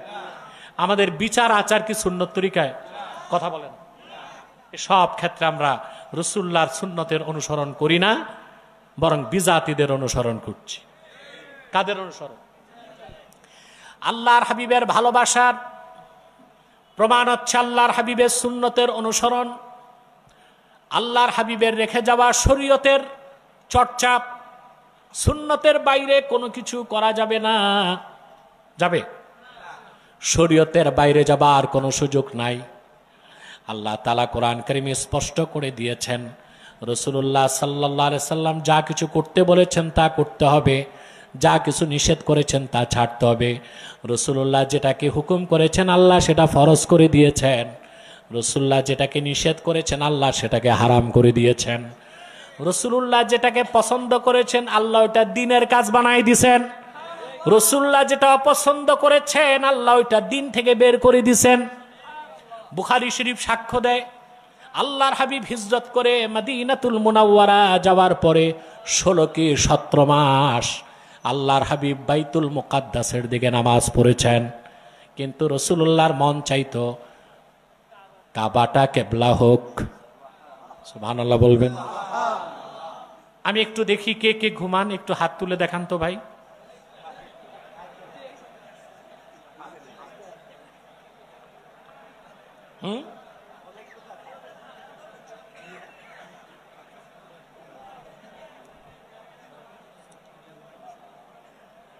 একটু সজাগ হয়ে বসতে হবে। রাসূলুল্লাহ সাল্লাল্লাহু আলাইহি ওয়াসাল্লাম যেটা হুকুম করছেন আল্লাহ ওটা ফরজ করছেন। রাসূলুল্লাহ সাল্লাল্লাহু আলাইহি ওয়াসাল্লাম যেটা হারাম করছেন, নিষেধ করছেন, ওটা আল্লাহ কি করছেন? হারাম করছেন। রাসূলুল্লাহ যেটা পছন্দ করছেন আল্লাহ দিন বানাই দিয়েছেন। রাসূলুল্লাহ অপছন্দ করছেন আল্লাহ দিন থেকে বের করে দিয়েছেন। 16 কি 17 মাস সহিহ বুখারীর রওয়ায়াত, রাসূলুল্লাহ সাল্লাল্লাহু আলাইহি ওয়াসাল্লাম বাইতুল মুকাদ্দাসের দিকে নামাজ পড়েছেন, কিন্তু রাসূলুল্লাহর মনের টান ছিল, জোরে বলতে হবে, আল্লাহর হাবিব মুখ ফুটে কিছু আল্লাহকে বলেন না, বারবার আকাশের দিকে তাকান। অর্থাৎ আমার মনের খবর তো আল্লাহ জানেন। আল্লাহ বলেন, কদ নারা তাকাল্লুবা ওয়াজহিকা ফিস সামা ওয়ালানুওয়াল্লিয়ান্নাকা কিবলাতান তারদাহা। আল্লাহ বলে দিলেন, মুহাম্মদ সাল্লাল্লাহু আলাইহি ওয়াসাল্লাম, আপনি বারবার আকাশের দিকে তাকান, আমি এটা দেখি। অচিরেই আমি আপনার মন যেটাকে চায় সেটাকে কিবলা বানাই দিব। সুবহানাল্লাহ। অধিক সংখ্যক মুফাসসিরের মতে রাসূল করিম সাল্লাল্লাহু আলাইহি সাল্লাম আসর নামাজ পড়ছিলেন সাহাবায়ে কেরামকে নিয়ে মসজিদ যুল কিবলাতাইনে। হাদিস সাক্ষ্য দেয়, আল্লাহর হাবিব সাল্লাল্লাহু আলাইহি সাল্লাম যখন রুকুতে গেলেন, আল্লাহ হুকুম করলেন, ফাওয়াল্লি ওয়াজহাকা শাতরাল মাসজিদিল হারাম। হাবিব, আপনার চেহারাটা কাবার দিকে ফেরান। নামাজ না ছেড়েই রাসূলুল্লাহ সাল্লাল্লাহু আলাইহি ওয়াসাল্লাম বাইতুল মুকাদ্দাসের দিক থেকে বাইতুল্লাহর দিকে ঘুরে গেলেন। সাহাবীগণ 1 সেকেন্ড দেরি করে নাই, সাথে সাথে ঘুরে গেছেন। একজন সাহাবী আল্লাহর হাবিবের সাথে আসর নামাজ পড়ে তিনি মদিনা মুনাওয়ারায় তার মহল্লাতে গেছেন। যে দেখেন লোকেরা নামাজ পড়তেছে বাইতুল মুকাদ্দাসের দিকে, সাহাবী বাহির থেকে একবার শুধু বললেন, আল্লাহর কসম আমি সাক্ষ্য দিচ্ছি, রাসূলুল্লাহর সাথে আমি নামাজ পড়েছি কাবার দিকে, কিবলা পরিবর্তন হয়ে গেছে। একজন সাহাবীর সাক্ষ্য গ্রহণ করে সমস্ত সাহাবী মসজিদের মধ্যে নামাজের মধ্যেই বাইতুল মুকাদ্দাস থেকে বাইতুল্লাহর দিকে ঘুরে গেলেন। রাসূলুল্লাহ যেটা পছন্দ করছেন ওইটা আল্লাহ দিন বানায় দিয়েছেন। আপনারা দেখেন হজের 3টা ফরজ, কয়টা? এর মধ্যে একটা হচ্ছে আরাফাতে থাকা, উকুফুল আরাফা, ঠিক না? কোরআন শরীফে আল্লাহ বললেন, ওয়ালিল্লাহি আলান নাসি হিজ্জুল বাইতি মান ইসতাতা ইলাইহি সাবিলা। সুবহানাল্লাহ। কাবা পর্যন্ত পৌঁছার সক্ষমতা যার আছে, মানুষের উপর আবশ্যক হচ্ছে আল্লাহর ঘরের হজ। হজ কি? হজ হচ্ছে কসদুম মাকসুস ফি মাকানিম মাকসুস ফি ওয়াক্তিম মাকসুস। নির্ধারিত সময়ে, নির্ধারিত জায়গায়, নির্ধারিত নিয়তে কাজগুলো করার নাম হচ্ছে হজ। এর জন্য বাইতুল্লাহ তওয়াফ করতে হয়। কথা বলেন। সাফা মারওয়ায় দৌড়াতে হয়, ঠিক না? আরাফাতে অবস্থান করতে হয়, মিনাতে অবস্থান করতে হয়, মুজদালিফা অবস্থান করতে হয়, শয়তানকে পাথর মারতে হয়। সব জায়গা নির্ধারিত। সব জায়গা কি নির্ধারিত? প্রিয় বন্ধুগণ, আল্লাহ বললেন মানব জাতির জন্য হজ হচ্ছে বাইতুল্লাহ। আরাফাতে যাওয়ার কথা আল্লাহ বলছেন কোরআন কারীমে, কিন্তু বলুন তো ভাইরা, হজের 9 তারিখ কোন একজন হাজিও কাবা ঘরে থাকে? কোথায় থাকে? কেন? আল্লাহর হাবিব বলেছেন, আল হাজ্জু আরাফা, হজের সবচেয়ে বড় কাজ আরাফাতে। আর সেটাকে আল্লাহ তাআলা 3 ফরজের সবচেয়ে বড় ফরজ বানায় দিলেন। হুজুর যা পছন্দ করছেন ওইটা আল্লাহ দিন বানায় দিচ্ছেন। হুজুর পুন্নূর সাল্লাল্লাহু আলাইহি ওয়াসাল্লাম যা অপছন্দ করছেন আল্লাহ দিন থেকে বের করে দিয়েছেন। হুজুর পুন্নূর সাল্লাল্লাহু আলাইহি ওয়াসাল্লাম আদেশ করছেন, আল্লাহ ফরজ করে দিয়েছেন। আল্লাহর হাবিব নিষেধ করছেন, হুজুর পুন্নূর সাল্লাল্লাহু আলাইহি ওয়াসাল্লাম আল্লাহ হারাম করে দিয়েছেন। সুবহানাল্লাহ বলবেন। আল্লাহর হাবিবের আনুগত্য, ওনার ইত্তেবা, ওনার অনুসরণের মাহাত্ম্য বুঝাতে একটি হাদিস বলছি আপনাদেরকে।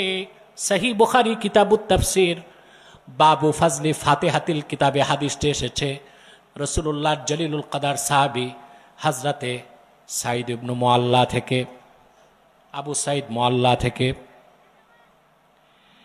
তিনি বলেন, সহিহ বুখারীতে হাদিসটি এসেছে, তিনি বলেন কুনতু উসাল্লি ফাদআনি আন-নবিয়্যু সাল্লাল্লাহু আলাইহি ওয়াসাল্লাম ফালাম উজিবহু। ও মিয়া, কান পেতে শোনো বাঙালি। রাসূলুল্লাহর সাহাবী বলেন, আমি নামাজ পড়ছিলাম, নামাজটা ছিল ফরজ নামাজ। নামাজের মধ্যে থাকা অবস্থাতেই আল্লাহর হাবিব আমারে ডাক দিলেন। এই রকম মতনে হাদিসটি এসেছে বুখারীতে, ভিন্ন শব্দে হাদিসটা এসেছে সহিহ মুসলিমে। সেখানে এসেছে ফাদআনি রাসূলুল্লাহ সাল্লাল্লাহু আলাইহি ওয়াসাল্লাম ফালাম উজিবহু। আল্লাহর রাসূল আমাকে ডেকেছেন, আমি জবাব দিলাম না। একই মাফহুম, একই বিষয়, আলফাজ ভিন্ন। আলফাজ কি ভিন্ন। সাহাবীর নামাজটা ছিল ফরজ নামাজ। কি নামাজ? তো সাহাবী ইজতিহাদ করছেন যে নামাজটা যেহেতু ফরজ, তো নামাজটা শেষ করেই রাসূলুল্লাহর ডাকের জবাব দেই। তিনি আর নামাজ ছাড়লেন না।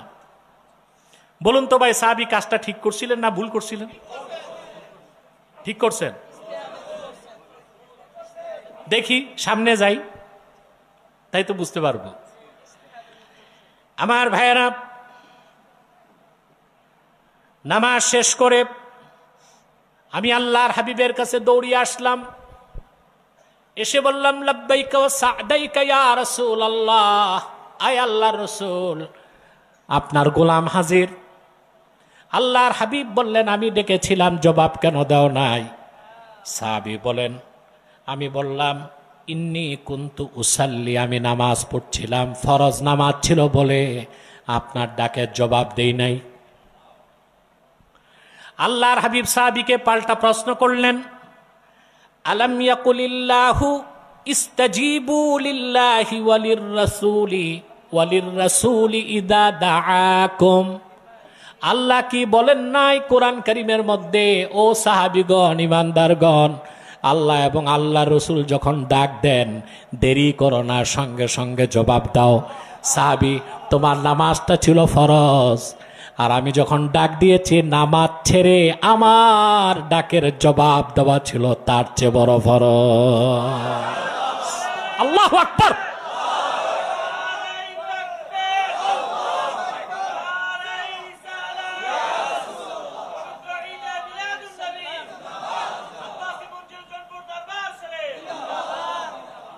সম্মানিত সুধী, বুখারী শরীফের একটা সরা আমি ছাত্র জীবনে পড়েছিলাম, এটা নাদের, খুব কম পাওয়া যায়। তাইসিরুল বারি শারহু সহিহুল বুখারী, এখানে এসেছে রাসূল করিম সাল্লাল্লাহু আলাইহি ওয়াসাল্লাম কোন সাহাবীকে যদি ডাক দিতেন, ফরজ নামাজ ছেড়ে রাসূলুল্লাহর ডাকে জবাব দেওয়া সাহাবীর উপর ফরজ ছিল, এতে কোনো ইমামের ইখতিলাফ নাই।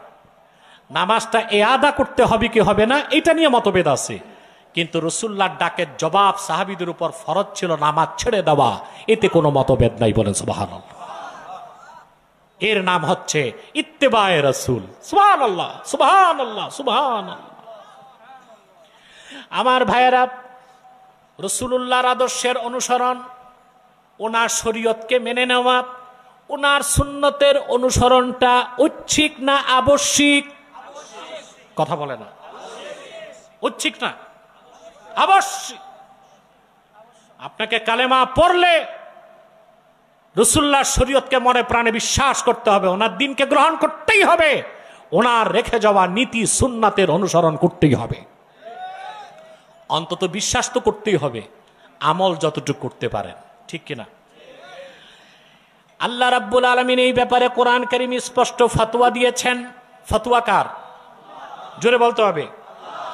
আল্লাহ পাক বলেন, ওয়ামা কানা লিমুমিনিন ওয়ালা মুমিনাতিন ইযা কাদাল্লাহু ওয়া রাসূলুহু আমরান আন ইয়াকুনা লাহুমুল খিয়ারাতু মিন আমরিহিম ওয়া মান ইয়াসিল্লাহা ওয়া রাসূলুহু فقد ضل ضلالا مبينا।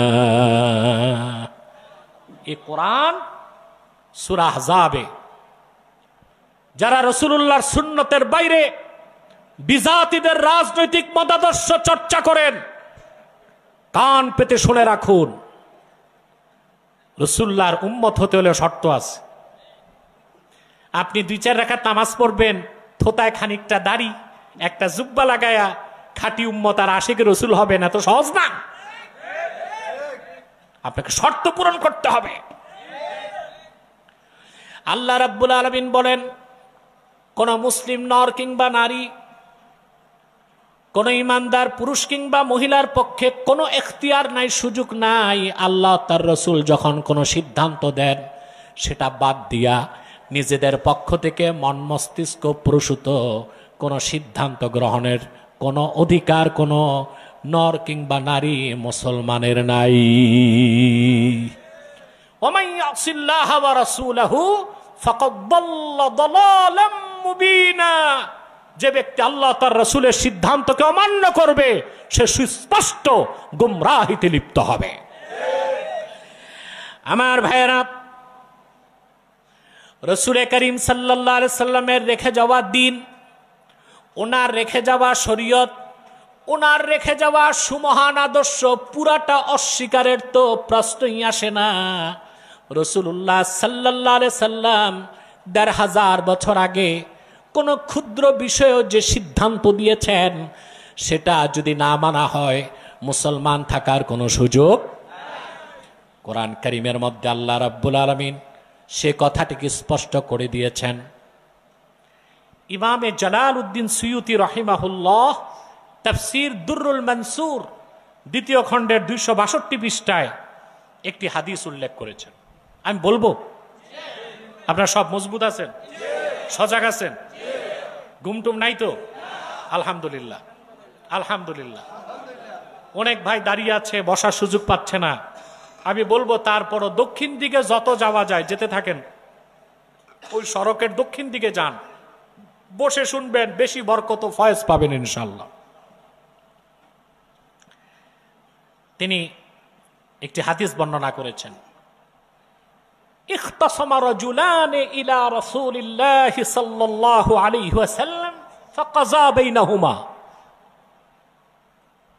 ফাকাল আল্লাযী কাযা আলাইহি রুদ্দানা ইলা উমর ইবনুল খাত্তাব। দুইজন ব্যক্তি রাসূলুল্লাহ সাল্লাল্লাহু আলাইহি ওয়াসাল্লামের কাছে বিচারের জন্য গেছেন। ও ভাই শুনতেছো? হাদিসে সরাতে এসেছে একজন ছিল মুসলিম পরিচয়ধারী, আর কোন কোন ব্যাখ্যাকার লিখেছেন আরেকজন ছিল ইহুদি। কি ছিল? কিংবা মুনাফিক। কিংবা একজন ছিল মুনাফিক মুসলিম, তার ঈমান পরিপূর্ণ ছিল না, আরেকজন ছিল বেদিন। কিছু কিছু ব্যাখ্যাকার এরকম ব্যাখ্যাই করেছেন। মতেনের মধ্যে কথাটা আসে নাই, সরাতে এসেছে। তো রাসূলুল্লাহ সাল্লাল্লাহু আলাইহি ওয়াসাল্লাম বিচার করে দিলেন।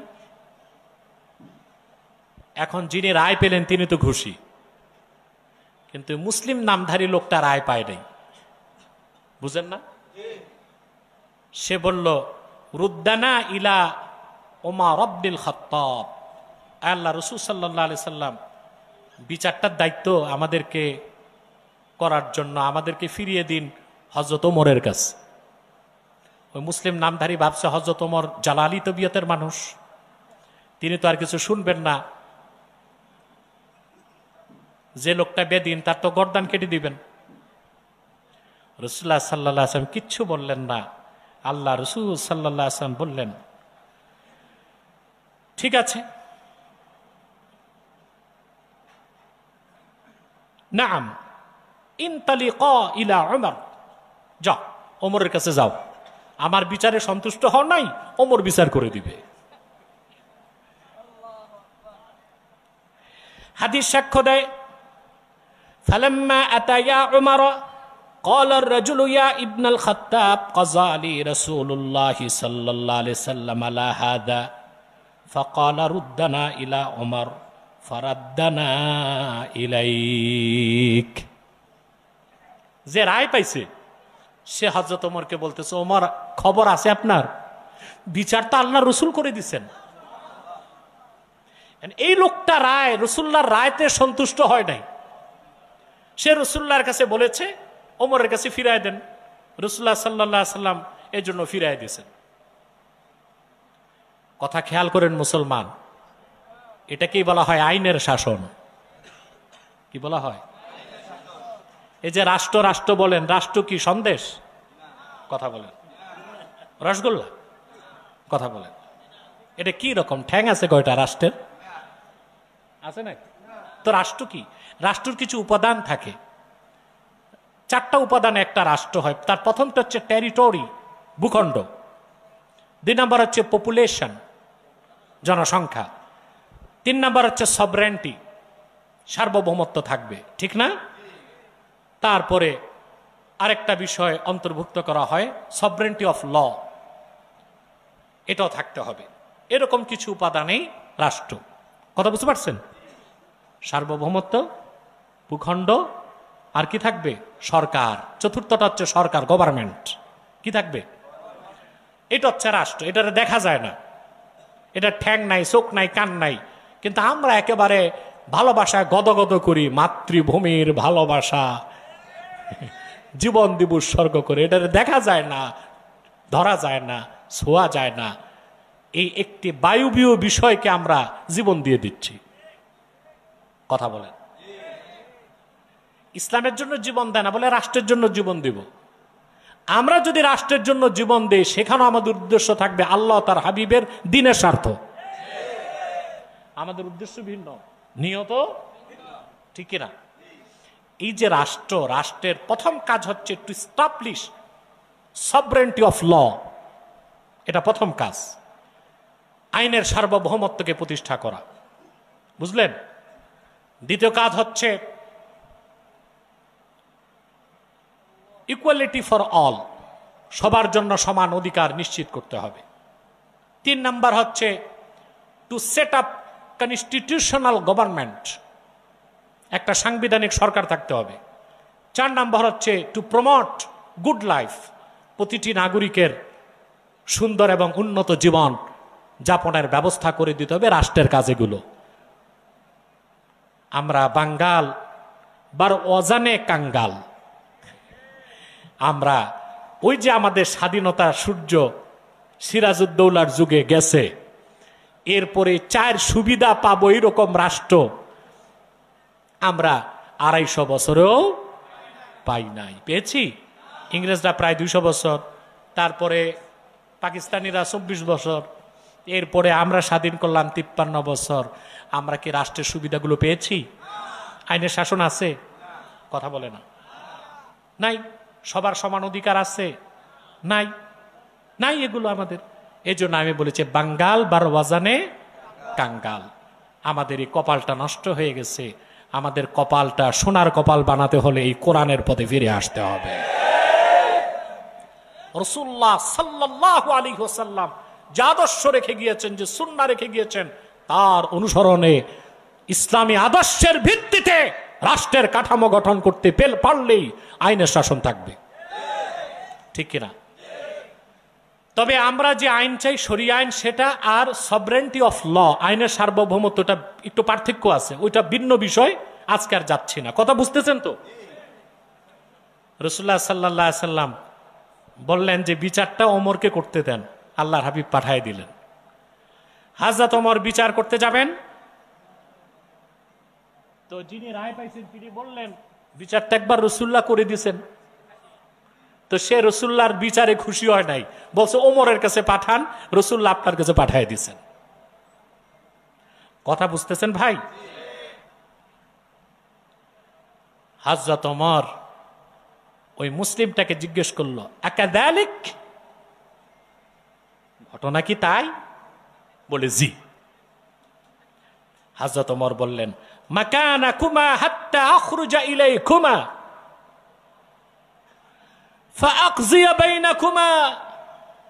দুজন যেখানে দাঁড়ায় আছো নড়বা না, একটা বিচার বাকি আছে, আমি করে দিচ্ছি, দাঁড়াও। হাদিস সাক্ষ্য দেয়, ফাখারাজা উমারু মুস্তামিলান আলা সাইফি, শোড অফ জাস্টিস, ইনসাফের তরবারি না ওমর বেরিয়ে এসে বললেন, আল্লাহর হাবিব মুহাম্মদ সাল্লাল্লাহু আলাইহি ওয়াসাল্লামের সিদ্ধান্তকে যে সন্তুষ্ট চিত্তে মানতে পারে না, অন্যের সিদ্ধান্তের মুখাপেক্ষী হয়, আল্লাহর আকাশের নিচে বেঁচে থাকার অধিকার তার না।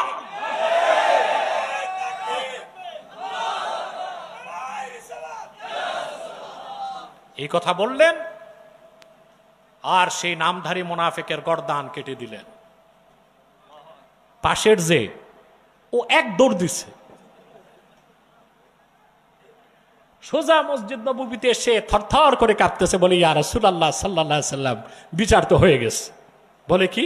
বলে আপনার রায় যে মানে নাই, তার গর্দান কেটে দিয়েছে হযরত ওমর।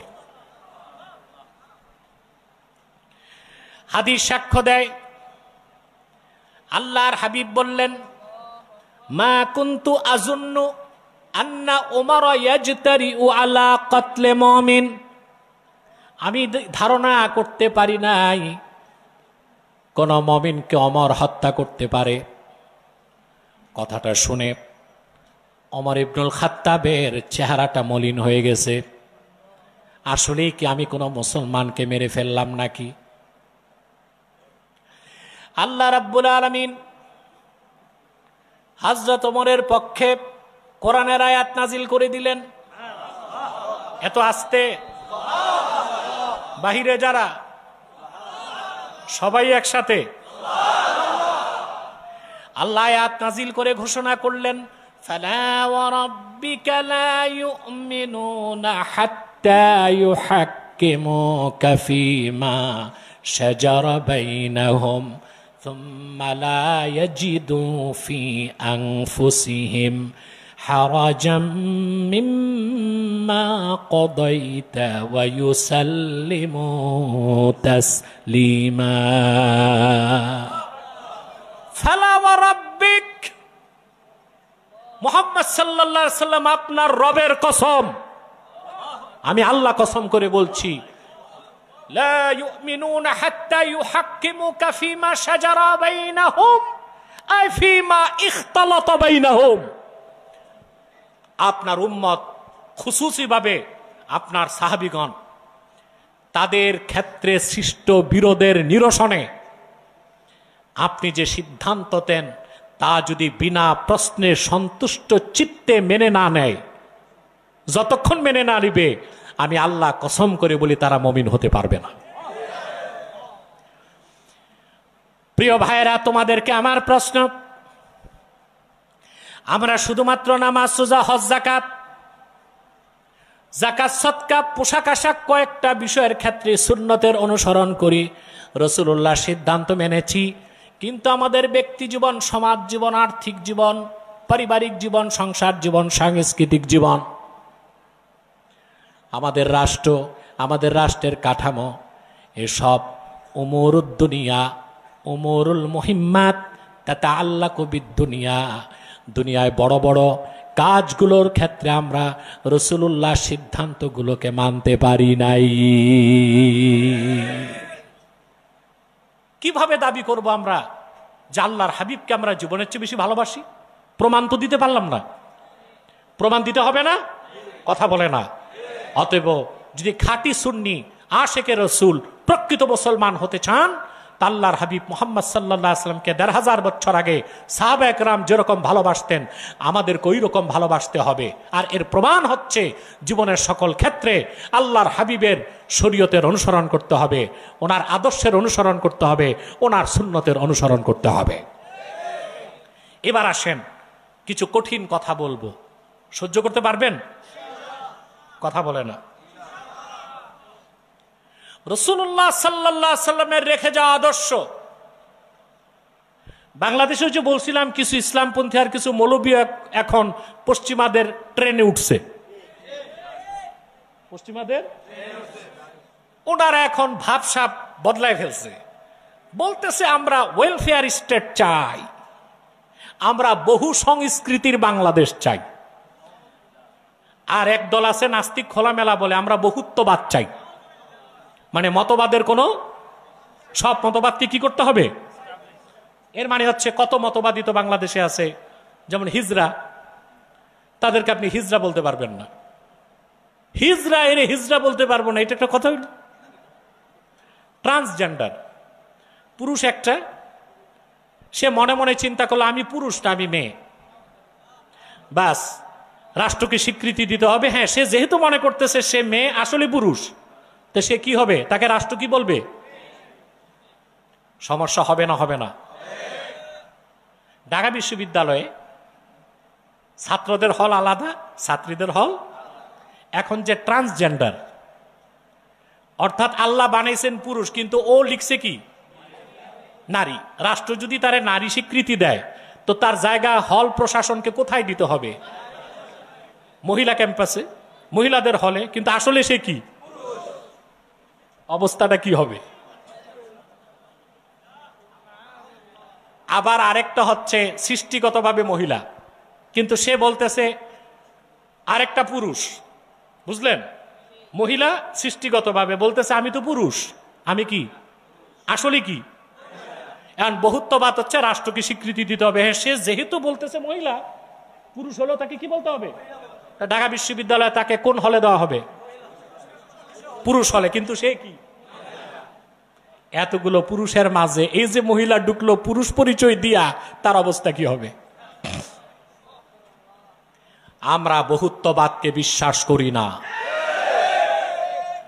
যার যার ধর্ম তার কাছে, যার যার সংস্কৃতি তার কাছে, কিন্তু যেহেতু বাংলাদেশের রাষ্ট্র ধর্ম ইসলাম, ইসলাম ও শরীয়তের বিরোধী, কোরআন সুন্নাহর আইন বিরোধী কোন একটি কাজকে বহুত্ববাদ বা সংস্কৃতির নামে রাষ্ট্রীয় পৃষ্ঠপোষকতায় বাংলাদেশে প্রতিষ্ঠিত হতে দেওয়া হবে না।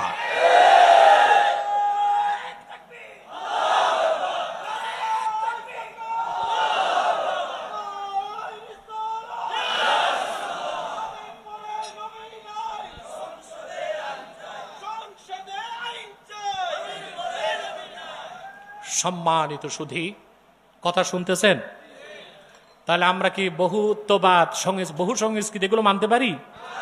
তো এই যে বললাম, আমার দেশে অনেক লেবাসধারী মৌলবী সাহেব এখন পশ্চিমাদের রেলে উঠছে। এদের ডেস্টিনেশন কি? কথা বলে না।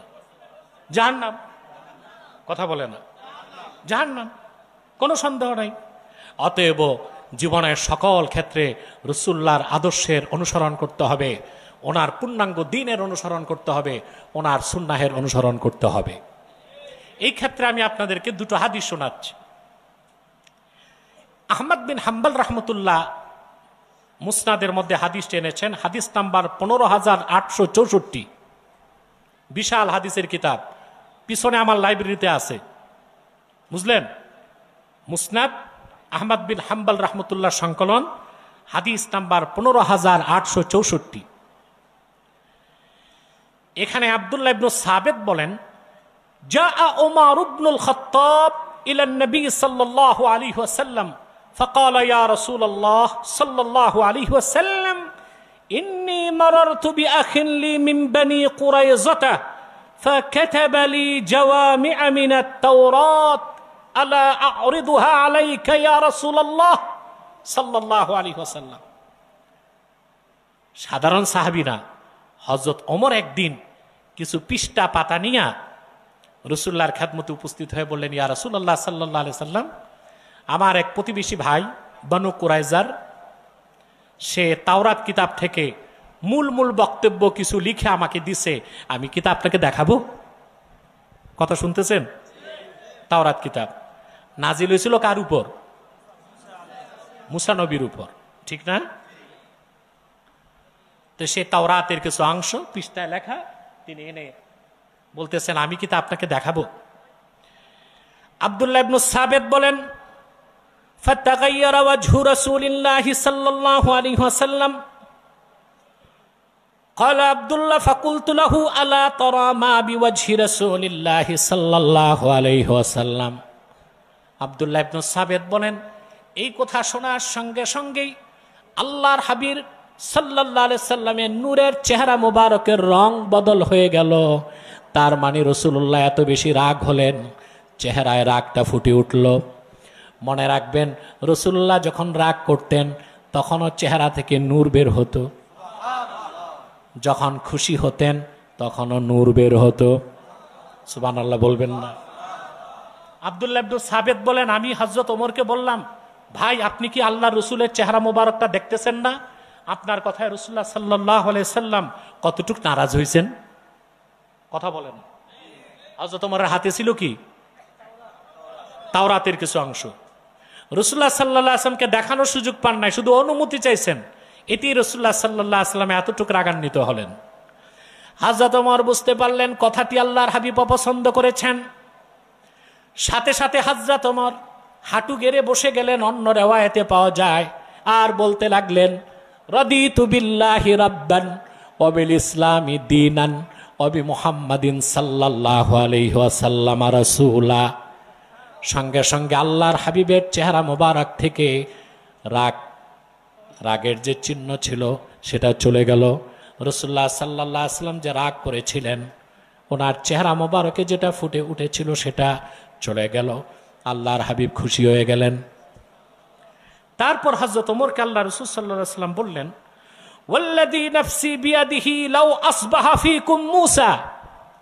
কান পেতে শোনো মুসলমান, রাসূলুল্লাহ সাল্লাল্লাহু আলাইহি ওয়াসাল্লাম হযরত ওমরকে বলেছেন, আল্লাহর কসম যার হাতে আমি মুহাম্মদ সাল্লাল্লাহু আলাইহি ওয়াসাল্লামের জীবন, লাউ আসবাহা ফীকুম মূসা, বনি ইসরায়েলের উলুল আজম পয়গম্বর নবী মুসা যদি এখন তোমাদের মধ্যে জীবিত থাকতো, সুম্মা তাবাতুমুহু ওয়া তারাকতুমুনি লাদালালতুম। সুবহানাল্লাহ। সুম্মা তাবাতুমুহু ওয়া তারাকতুমুনি লাদালালতুম। আর তোমরা যদি আমার অনুসরণ না করে মুসার অনুসরণ করতা, তোমরা সব পথভ্রষ্ট হয়ে যেতা। কথা বুঝতেছেন? অন্য রাওয়ায়াতে এসেছে রাসূল করিম সাল্লাল্লাহু আলাইহি ওয়াসাল্লাম হযরত ওমরকে লক্ষ্য করে বললেন, ফাইন্নাহু লাউ কানা মূসা হাইয়ান বাইনা আযহুরিকুম মা হাল্লা লাহু ইল্লা আন ইয়াত্তাবিআনি। ওমর, স্বয়ং মুসাও যদি জীবিত থাকতো, আমি মুহাম্মদ সাল্লাল্লাহু আলাইহি ওয়াসাল্লামের অনুসরণ করা ছাড়া তারও মুক্তির কোনো পথ থাকতো না। এই হাদিসটিও ইমাম আহমদ ইবনে হাম্বল তার মুসনাদে রওয়ায়াত করেছেন, হাদিস নাম্বার 14631। এখন মুসলমান খুব খেয়াল করে শোনেন, যদি আল্লাহর হাবিব মুহাম্মদ সাল্লাল্লাহু আলাইহি সাল্লামের অনুসরণ বাদ দিয়া মুসা নবী, ঈসা নবী, পূর্বের নবীদের অনুসরণ করারও সুযোগ না থাকে, তাহলে আপনারা যারা সুন্নতকে বাদ দিয়া, দিন ইসলামকে বাদ দিয়া কাফের মুশরিক বেঈমান ইহুদি খ্রিস্টানদের আদর্শ আর সভ্যতা মানতেছেন, আপনারা কেমন করে মুসলমান থাকবেন? আগে তো মুসলমান হতে হবে, তারপর সুন্নি হতে হবে, আশেকে রসুল হওয়া যাবে। মুসলমানই যদি না হন, তাহলে আশেক হবার সুযোগ নাই, সুন্নি হবার সুযোগ নাই। আমার কথাগুলো বুঝলেন তো? আল্লাহ যেন আমাদেরকে এই কথাগুলোর উপর আমল করার তৌফিক দান করেন। বলুন আল্লাহুম্মা আমিন। সময় কত দেখো? তাহলে আমি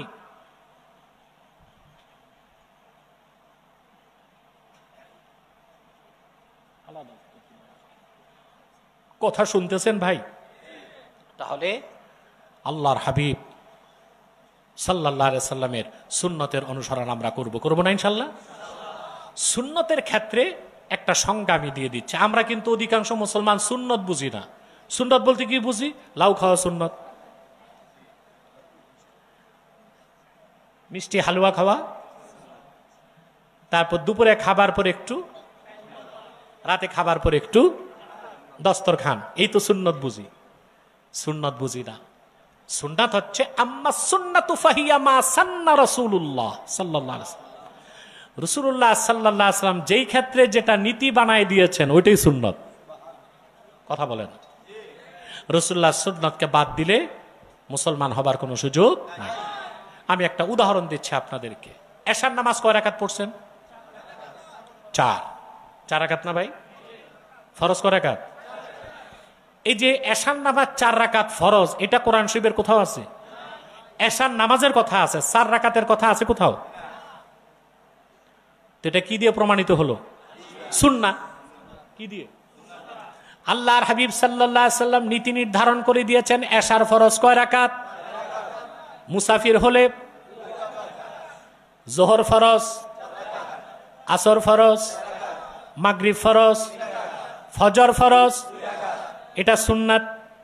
আপনি বলবেন ফরজ নামাজ আবার সুন্নত হয় কেমনে? এশা যে 4 রাকাত ফরজ, নীতি হিসেবে সুন্নাত, হুকুম হিসেবে ফরজ। বুঝতে পারলাম? এশার নামাজের পর কয় রাকাত সুন্নাত?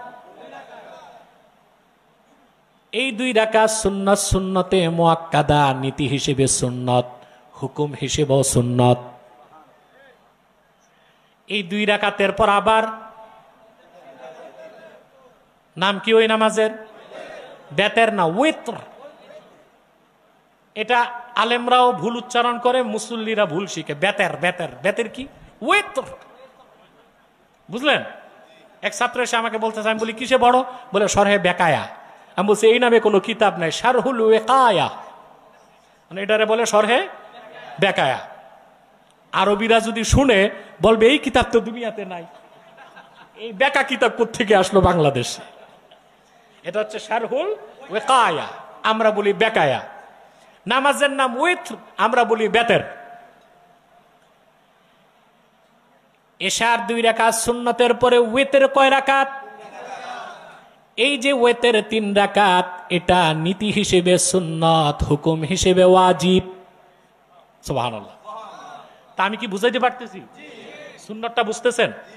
আল্লাহর হাবিব মুহাম্মদ সাল্লাল্লাহু আলাইহি ওয়াসাল্লাম 1500 বছর আগে যেই ক্ষেত্রে যেটা নীতি হিসেবে নির্ধারণ করে দিয়েছেন, সেই ক্ষেত্রে সেটাকে নীতি হিসেবে গ্রহণ করাই সুন্নতের অনুসরণ বলেন। সুবহানাল্লাহ। অতএব শুধু ফাজাইল হিসেবে সুন্নতের আমল করলে হবে না। আমাদের দেশে আপনার মালবুসাত, মাশরুবাত, মাতউমাত, এইসব ক্ষেত্রে পীর সাহেবরা খুব জোর দেয় সুন্নত তরিকায় চলবেন। জুব্বাটা কিরকম দেখতে হবে, সুন্নত তরিকায় আছে কিনা, টুপিটা সুন্নত তরিকায় আছে, এটা ভালো কথা। সুন্নত তরিকায় কাপড়, পোশাক আশাক পরা অনেক ফজিলত। কিন্তু যারে আপনি জুব্বা পরার সুন্নত শিখাচ্ছেন, সে রাসূলুল্লাহ শরীয়তের অনেক কিছুই মানে না, তো তার জুব্বা পরার কি লাভ? তার জুব্বা এটা কি সুন্নতি জুব্বা হবে, না এটা পাদ্রীদের জুব্বার মতো হবে? সুন্নত তো বুঝতে হবে। রাসূল করিম সাল্লাল্লাহু আলাইহি সাল্লাম যা নীতি হিসেবে নির্ধারণ করেছেন, জীবনের সকল ক্ষেত্রে তার অনুসরণ করতে হবে, নতুবা মুসলমান হবার কোনো সুযোগ নাই। আল্লাহর হাবিবের সুন্নতের বাইরে, তরিকার বাইরে, শরীয়তের বাইরে মুক্তির পথ নাই, আল্লাহ পর্যন্ত পৌঁছার পথ নাই। এই কোরআনে আল্লাহ চূড়ান্ত সিদ্ধান্ত দিয়েছেন, কুল ইন কুনতুম তুহিব্বুনাল্লাহা ফাত্তাবিউনি ইউহিব্বুকুমুল্লাহ ওয়া ইয়াগফির লাকুম যুনুবাকুম ওয়াল্লাহু গফুরুর রহিম। তাফসীর কুরতুবীতে এসেছে, অন্যান্য তাফসীরে এসেছে। ইহুদিরা বলতো, বুঝলেন, ইহুদিদের মধ্যে একটা আলেম ছিল কাব ইবনুল আশরাফ। কি নাম? এই শয়তানটা ইহুদিদেরকে প্ররোচনা দিত যে আমরা তো ওজাইরকে আল্লাহর বেটা কেন বলি? আল্লাহকে পাওয়ার জন্যই তো। খ্রিস্টানদেরকে উস্কানি দিত, তোমরা যে ঈসারে আল্লাহর বেটা বলো, নাউজুবিল্লাহ। ওজাইর আল্লাহর বেটা ছিল না, আল্লাহর দাস ছিল। ঈসা আল্লাহর বেটা ছিল না, আল্লাহর নগণ্য দাস ছিল। তার মা মরিয়ম আল্লাহ তাআলার নগণ্য দাসী ছিল।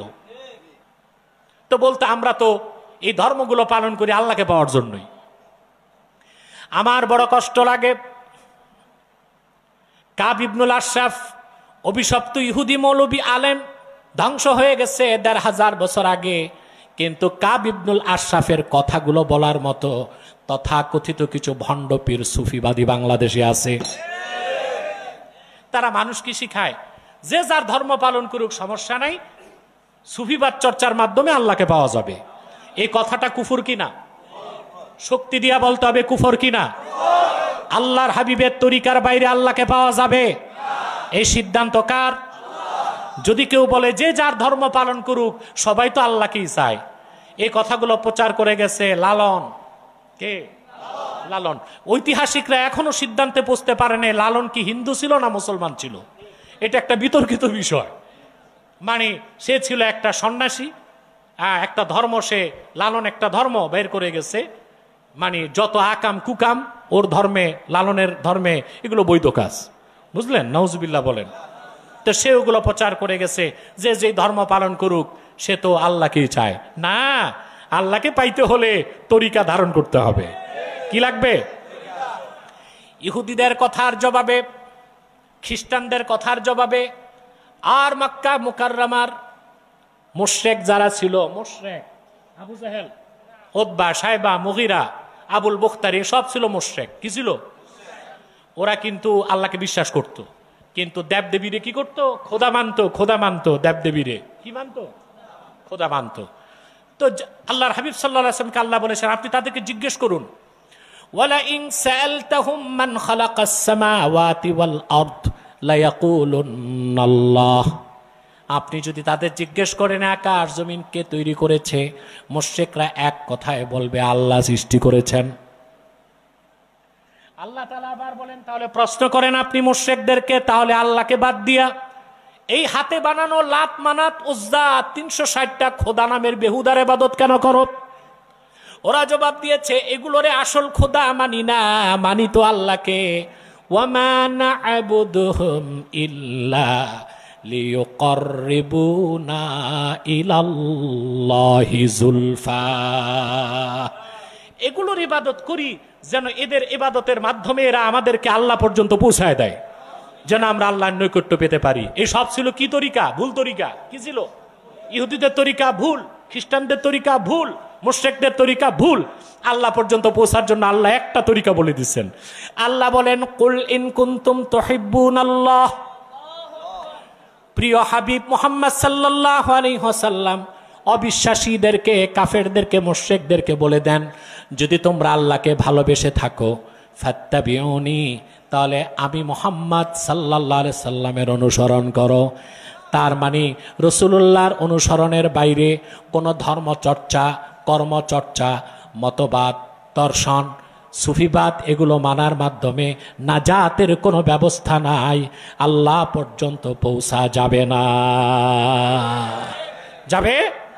এরপর আল্লাহ বলেছেন, যদি আপনার অনুসরণ করে আপনি এটাও বলে দেন, ইউহিব্বুকুমুল্লাহ, আল্লাহ তোমাদেরকে ভালোবাসবেন, ওয়া ইয়াগফির লাকুম যুনুবাকুম, তোমাদের জীবনের সমস্ত গুনাহ আল্লাহ মাফ করে দিবেন, আল্লাহু গফুরুর রহিম, আল্লাহ হচ্ছেন ক্ষমাশীল এবং দয়ালু। বলেন সুবহানাল্লাহ। আমি দীর্ঘ সময় আপনাদেরকে যে সবক দিলাম তা মনে থাকবে তো ইনশাআল্লাহ?